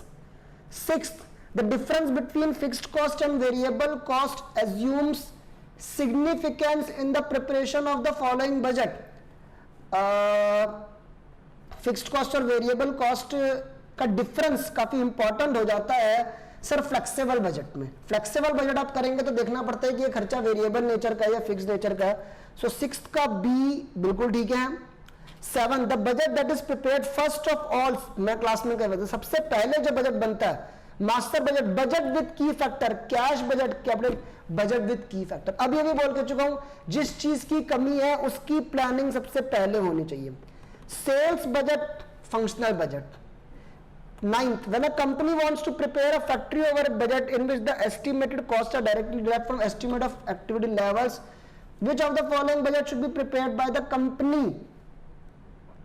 अगर कंपनी एक्टिविटी लेवल्स के हिसाब से एस्टिमेट करना चाहती है, आएगा फ्लेक्सिबल बजट। अलग अलग कैपेसिटी पर अलग अलग खर्चे फ्लेक्सिबल बजट में जाते हैं। 9th का ए मैं एक बार चेक करना चाहूंगा, 1 2 3 4 5 6 7 8 9, 9th का ए है सर, बहुत बढ़िया। 10th, which of the following budget classifies fixed and variable cost, again दोबारा से वही बात नहीं पूछ रहा, ठीक है। फ्लेक्सिबल बजट 10th का B. 11th, the entire budget organisation is controlled and headed by a senior executive known as budget controller. Obviously controller is the highest post, ठीक है। अकाउंट्स में भी सरकारी तौर पे अकाउंट्स की हाईएस्ट पोस्ट होती है कंट्रोलर, ठीक है ना, कंट्रोलर ऑफ अकाउंट्स, तो budget controller. Which of the following is generally a long term budget, थोड़ी देर पहले भी तो पूछा था। Cash budget, sales budget, R&D, capital expenditure. वैसे R&D भी लॉन्ग टर्म के लिए होती है, लेकिन capital expenditure is an overall word. तो 12th में डी, एक बार देखें, 1 2 3 4 5 6 7 8 9 10 11 12, डी दे रखा है सर। 13th, एक सेकेंड, 13th क्वेश्चन हमारा यहां पर ये रहा आपकी स्क्रीन पे। A flexible budget requires a careful study of, एक second, flexible budget requires a careful study of fixed, semi fixed and variable expenses. काफी आसान क्वेश्चन है, 13th का A. The basic difference between a fixed budget and a flexible budget is that a fixed budget is concerned with a single level of activity. Sir, answer is again A. Fixed budget में बच्चों को बहुत simple तरीके से समझाता हूं, एक particular capacity पर खर्चा शो कर देना फिक्स्ड बजट है, डिफरेंट कैपेसिटीज पर खर्चा शो करना फ्लेक्सिबल बजट है, ठीक है जी। आगे बढ़ते हैं सर, खत्म होने वाला है, ट्रू एंड फॉल्स पर आ जाए हमारे। Question number 1, 10 true and false है। Budget is a means and budgetary control is the end result. आएगा ट्रू। बजट हम एक मीन्स मतलब इट्स अ स्टेप, कि बजट हम बना रहे हैं, अपना आगे जाके देखेंगे कि ये अचीव हो पाया। कंट्रोलिंग, बजटरी कंट्रोल मतलब controlling that means to check कि एक तरीके से काम हो पाया नहीं हो पाया। To achieve the anticipated targets, planning, coordination and control are the important main task of management achieve through budgeting and, ठीक बात है, हम टारगेट सेटिंग कर रहे हैं, प्लानिंग कर रहे हैं, बजटरी कंट्रोल में कंट्रोल करेंगे। अ की फैक्टर और principal factor does not influence the preparation of all other budgets. ऐसा कुछ नहीं है, की फैक्टर कमी अगर हमारे पास होगी तो बाकी चीजों में भी इसका फर्क पड़ेगा, तो it is false, third false है। Budgetary control does not facilitate introduction of management by exception, again ऐसा नहीं है, फॉल्स। अगर आप बजटरी कंट्रोल करेंगे, बेसिकली स्टैंडर्ड कॉस्टिंग में भी कंट्रोलिंग होती है, तो आप एक टाइप का मैनेजमेंट बाय एक्सेप्शन ही कर रहे हैं, कि जिस चीज जो ज्यादा नुकसानदेह चीज है आप उसके ऊपर ज्यादा ध्यान दे रहे हैं। Generally, budgets are prepared to coincide with the financial year so that comparison of actual performance and budget estimates would facilitate better interpretation and understanding. बहुत बड़ी लाइन थी यार। अब आप prepared to coincide so that, कहीं ना कहीं ठीक बात है। बजट जो है हम अपने फाइनेंशियल ईयर जिस तरीके से चलता है वैसे चलाते हैं ताकि एक बेटर कंपैरिजन, अंडरस्टैंडिंग वगैरह हो सके, तो इट इज ट्रू कहीं ना कहीं। Sixth, a flexible budget is one which changes from 1 year to which changes from 1 year from year to year. Flexible word का मतलब ही वैसे चेंज होता है, तो हर साल अगर हमारी कैपेसिटी चेंज होगी तो बजट तो चेंज होगा। सिक्स्थ का ट्रू होना चाहिए, भाई इसने फॉल्स दे रखा है, मुझे गलत लग रहा है, सिक्स्थ का ट्रू होना चाहिए। A flexible budget recognizes the difference between fixed, semi fixed, हाँ ठीक है ना, ये बात तो कई बार कर चुके हैं। Sales budget normally is the most important budget among all budgets, मैं ठीक बोलूंगा क्योंकि मोस्ट इंपोर्टेंट फंक्शनल बजट है। प्रिंसिपल फैक्टर यानी key factor is the starting point, true. Key factor should be the first budget. Budget manual is the summary of all functional budgets, no sir. Summary, सारे budgets की summary तो master budget होती है, budget manual तो basically एक book है जहां पर बजट कैसे बनाना है, क्या सोच कर बनाना है, तो 10th को मैं फॉल्स बोलूंगा। आगे बढ़ते हैं, now we move on to fill in the blanks. Budgets are dash plans, क्या बोलूं इसके लिए, बड़ा अजीब सा सेंटेंस है। Predetermined plans, quantitative plans, action plans, आगे जाके क्या करने वाले हैं। आंसर वैसे एक्शन है लेकिन थोड़ा कंफ्यूजिंग सेंटेंस था, ये सच बता रहा हूं। The key factor in a budget does not remain the same, हर साल की फैक्टर अलग अलग हो सकता है। Cash budget is a part of financial budget. Dash budgets are subsidy to master budget, master 2 बार लिखा हुआ है, I guess. Functional budgets basically सारे बजट्स कहीं ना कहीं मास्टर बजट के पार्ट होते हैं, लेकिन हमारे पास जो ज़्यादातर बजट्स हैं वो प्रोडक्शन वाले हैं, तो मैं यहाँ पे प्रोडक्शन बजट्स लिखूंगा। ठीक है, आंसर भी सॉरी मैंने प्रोडक्शन लिख दिया, मेरे दिमाग में था फंक्शनल, मैंने प्रोडक्शन लिख दिया, ये गलती हो गई भाई, क्योंकि production budget is part of functional budget. Dash leads to budgeting and budgeting leads to budgetary control. I think forecasting, ये बहुत अच्छा पॉइंट है। फोरकास्टिंग होता है बस एक, मैं अपनी भाषा में कहता हूँ, सपने देखना, ये करेंगे, ख्याली पुलाव बनाना। फोरकास्टिंग से बजटिंग होती है और बजटिंग से बजटरी कंट्रोल, आंसर फोरकास्टिंग है। बहुत अच्छा क्वेश्चन था ये, मैं अपनी क्लास में थ्योरी के तौर पे बताता हूं इसे। Dash control involves checking and evaluation of actual performance. So dash control में क्या बोलोगे, बजटरी कंट्रोल। बजटरी कंट्रोल्स में चेकिंग और एक्चुअल परफॉर्मेंस की इवैल्यूएशन है। The document which describes the budgetary organisation procedure etcetera is known as budget manual. हाँ ठीक है, budget is a dash to management, help, assistance, aid मतलब aid लिखा है यहाँ पे। The principal budget factor for consumer, film can be sometimes confusing, क्योंकि sentence में कुछ भी वर्ड आ सकता है। Principal budget factor for consuming goods, एक minute, for consumer goods manufacture is normally principal budget factor for consumer goods manufacture. I guess सबसे important goods बनाने से पहले सबसे इंपॉर्टेंट है कि हमें सेल्स चेक करनी चाहिए, सेल्स की डिमांड की मर्ज, डिमांड नहीं है तो नहीं बनाएंगे ना। आंसर वैसे सेल्स डिमांड है, बहुत बढ़िया।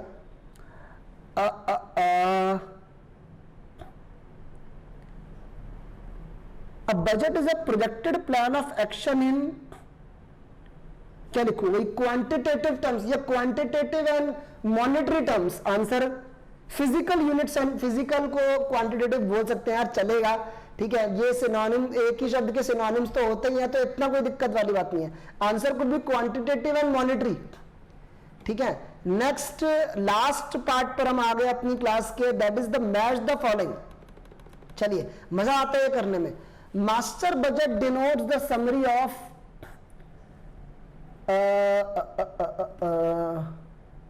समरी ऑफ फंक्शनल बजट्स कह सकते हैं। आगे थोड़ा एक दो लाइन और देखने लगी। A flexible budget takes into account fixed variable and semi variable. Second के लिए तो मैं ई बोलूंगा, मैं काम करता हूँ गिच पिच करने के लिए, अब लिख देता हूँ सेकंड का E. A budget is expressed in terms of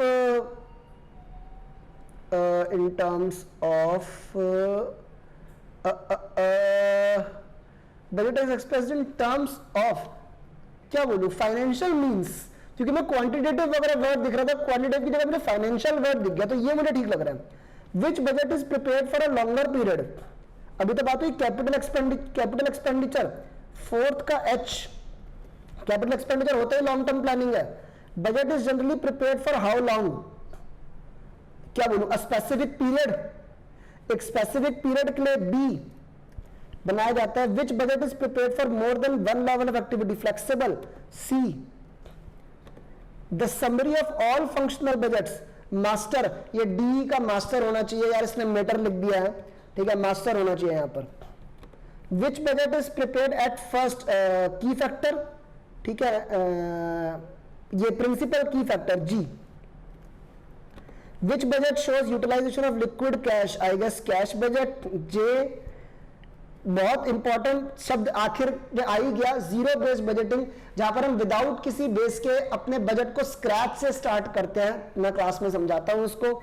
zero based budgeting एक टाइप का डिसीजन पैकेज है, बिल्कुल, तो देख लेते हैं। बेसिकली फर्स्ट का नहीं हुआ, जो बच गया वो कर लेना। क्या बच गया, ई हो गया, ए हो गया, A B C D E F रह गया। तो master budget denote the summary of functional budgets, ठीक है, वैसे कोई सही बुरी लाइन तो नहीं है। सो वन का F, F E A H B C D G J I, बिल्कुल ठीक है। अब देखो चेक करने में भी थोड़ा सीक्वेंशियल मजा आ गया भाई साहब। इसी के साथ आपकी ये क्लास समाप्त होती है। बड़ा ही खुशी का मौका है, बहुत ही प्राउड फीलिंग है, मेरे लिए तो है कम से कम। मेरे लिए तो है और आप लोगों को भी अच्छा लग रहा होगा कि ये भी हो गया। बहुत बच्चों की डिमांड थी सर हमें समझ में नहीं आ रहा है कि कॉस्टिंग शॉर्ट क्वेश्चंस में कैसे आएगी, एमसीक्यू में कैसे आएगी, ट्रू एंड फॉल्स में कैसे आएगी, तो वो भी मैंने करके दिखा दिया। आप लोग प्लीज अपनी आगे की भी कुछ, अगर देखिए आपको मैं बोलने से कभी नहीं रोकूंगा सर, पूरी डेमोक्रेटिक कंट्री है, डेमोक्रेटिक क्लास है, विद्यासर बहुत ही डेमोक्रेटिक है। आप लोग अपनी बात जरूर रखें कि आप क्या चाहते हैं, क्या क्या चीज लाई जाए आपके लिए, क्वेश्चंस कराए जाएं, क्या कराया जाए, तो आप बोल सकते हैं। डाउट्स हमेशा पूछते रहिए, पढ़ाई हमेशा करते रहिए, ठीक है। आपका प्यार जो है वो बना रहना चाहिए, प्यार आपका बना रहना चाहिए। मैं आपको अपनी बता चुका हूं, जिन बच्चों के कंसेप्ट्स अभी भी कमजोर हैं प्लीज हमारी इलेबोरेटेड क्लासेस देखिए। मेरा कॉस्टिंग का मैराथन अभी भी यूट्यूब पर है, बट मैं अगेन बोलूंगा मैराथन इज अ कहीं ना कहीं समराइज्ड क्वेश्चन ज्यादा है उसमें। कंसेप्चुअल अगर चाहिए तो then you would have to see my cost series. आप obviously that is not live on YouTube, तो आप उसकी बुकिंग करा सकते हैं हमारी पेन ड्राइव या गूगल ड्राइव, जो कि अब आजकल डिस्काउंट्स भी चल रहे हैं थैंक्स टू विशाल सर, ठीक है। सो आप प्लीज हमारी डिस्क्रिप्शन बॉक्स में विद्यास्थल की मैनेजमेंट का कांटेक्ट नंबर आप जाइए, टेलीग्राम चैनल हमारा ज्वाइन करिए, लिंक उसका दे रखा है, बिकॉज हमारे ग्रुप्स हमने बना रखे हैं। रिगार्डिंग कॉस्ट की बात करूं तो कॉस्ट कैलकुलेशंस, आप इंडिविजुअल मुझे मैसेज भी टेलीग्राम पे डाल सकते हैं। डाउट्स पूछते रहना पड़ेगा, डाउट्स पूछ रहे हो तभी मुझे पता लगेगा कि तुम पढ़ रहे हो, नहीं तो मुझे लगेगा शायद तुम पढ़ ही नहीं रहे। तो सर पढ़ाई जो है वो चलती रहनी चाहिए, पढ़ाई आपकी चलती रहनी चाहिए यहां पर। सो बेसिकली एक सेकेंड यहां पर। सो बेसिकली क्लास को खत्म करने का वक्त आ गया भाई, अलविदा कहने का वक्त आ गया है। तो पहली बात तो बहुत बहुत धन्यवाद, थैंक यू सो मच मेरी ये क्लास को देखने के लिए, मेरी सीरीज को देखने के लिए। आपका भरपूर प्यार जो है वो हमें मिलता रहता है, अपना प्यार बरकरार रखें। एक तो आपका सबसे बड़ा काम जो आपको हमारे लिए करना है वो ये है कि पढ़ाई बहुत अच्छी करनी है और अच्छे नंबर लाने हैं। मेजर हमें वही चाहिए आपसे। आप अगर अच्छी पढ़ाई करेंगे, अच्छे नंबर लाएंगे, बहुत जल्दी सीएमए बनेंगे, बच्चे पास होंगे, बदले में हाँ हमें थोड़ी बहुत मिठाई भी खिला देंगे तो हमें और अच्छा लगेगा, नहीं तो नंबर आ जाएंगे तो हमें सच में बहुत अच्छा लगेगा। आप जो हमारे लिए कुछ अच्छे शब्द शायद बोल दें, वैसे तो मेन तारीफ के काबिल आप ही होंगे अगर आप क्लियर करते हैं, आप सक्सेसफुल रहते हैं तो, लेकिन अगर थोड़ी बातें हमारे लिए भी बोल देंगे तो हमें बहुत अच्छा लगेगा। एक चीज और, प्लीज हमारे चैनल को सब्सक्राइब करें सर, ठीक है, इसे एक ऊंची हाइट्स पर पहुंचा दें, जो मुझे सीरियसली लगता है कि विद्यास्थल डिजर्व करता है। आप लोगों का साथ रहा तो इंशाअल्लाह ये जरूर होगा कहीं ना कहीं। बहुत बहुत धन्यवाद हमें देखने के लिए, और चैनल को सब्सक्राइब करें। अगर आपको ये हमारा काम पसंद आता है तो प्लीज वीडियो को लाइक किया करो और ज्यादा से ज्यादा लोगों को शेयर किया करो। जो अभी भी आपके दोस्त नहीं आए हैं हमारे चैनल पर, उनको लेकर आइए।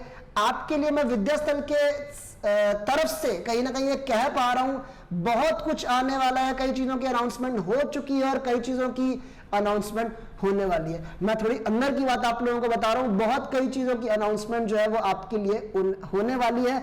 आपको बस अच्छे से पढ़ना है, अच्छे से पढ़ना है।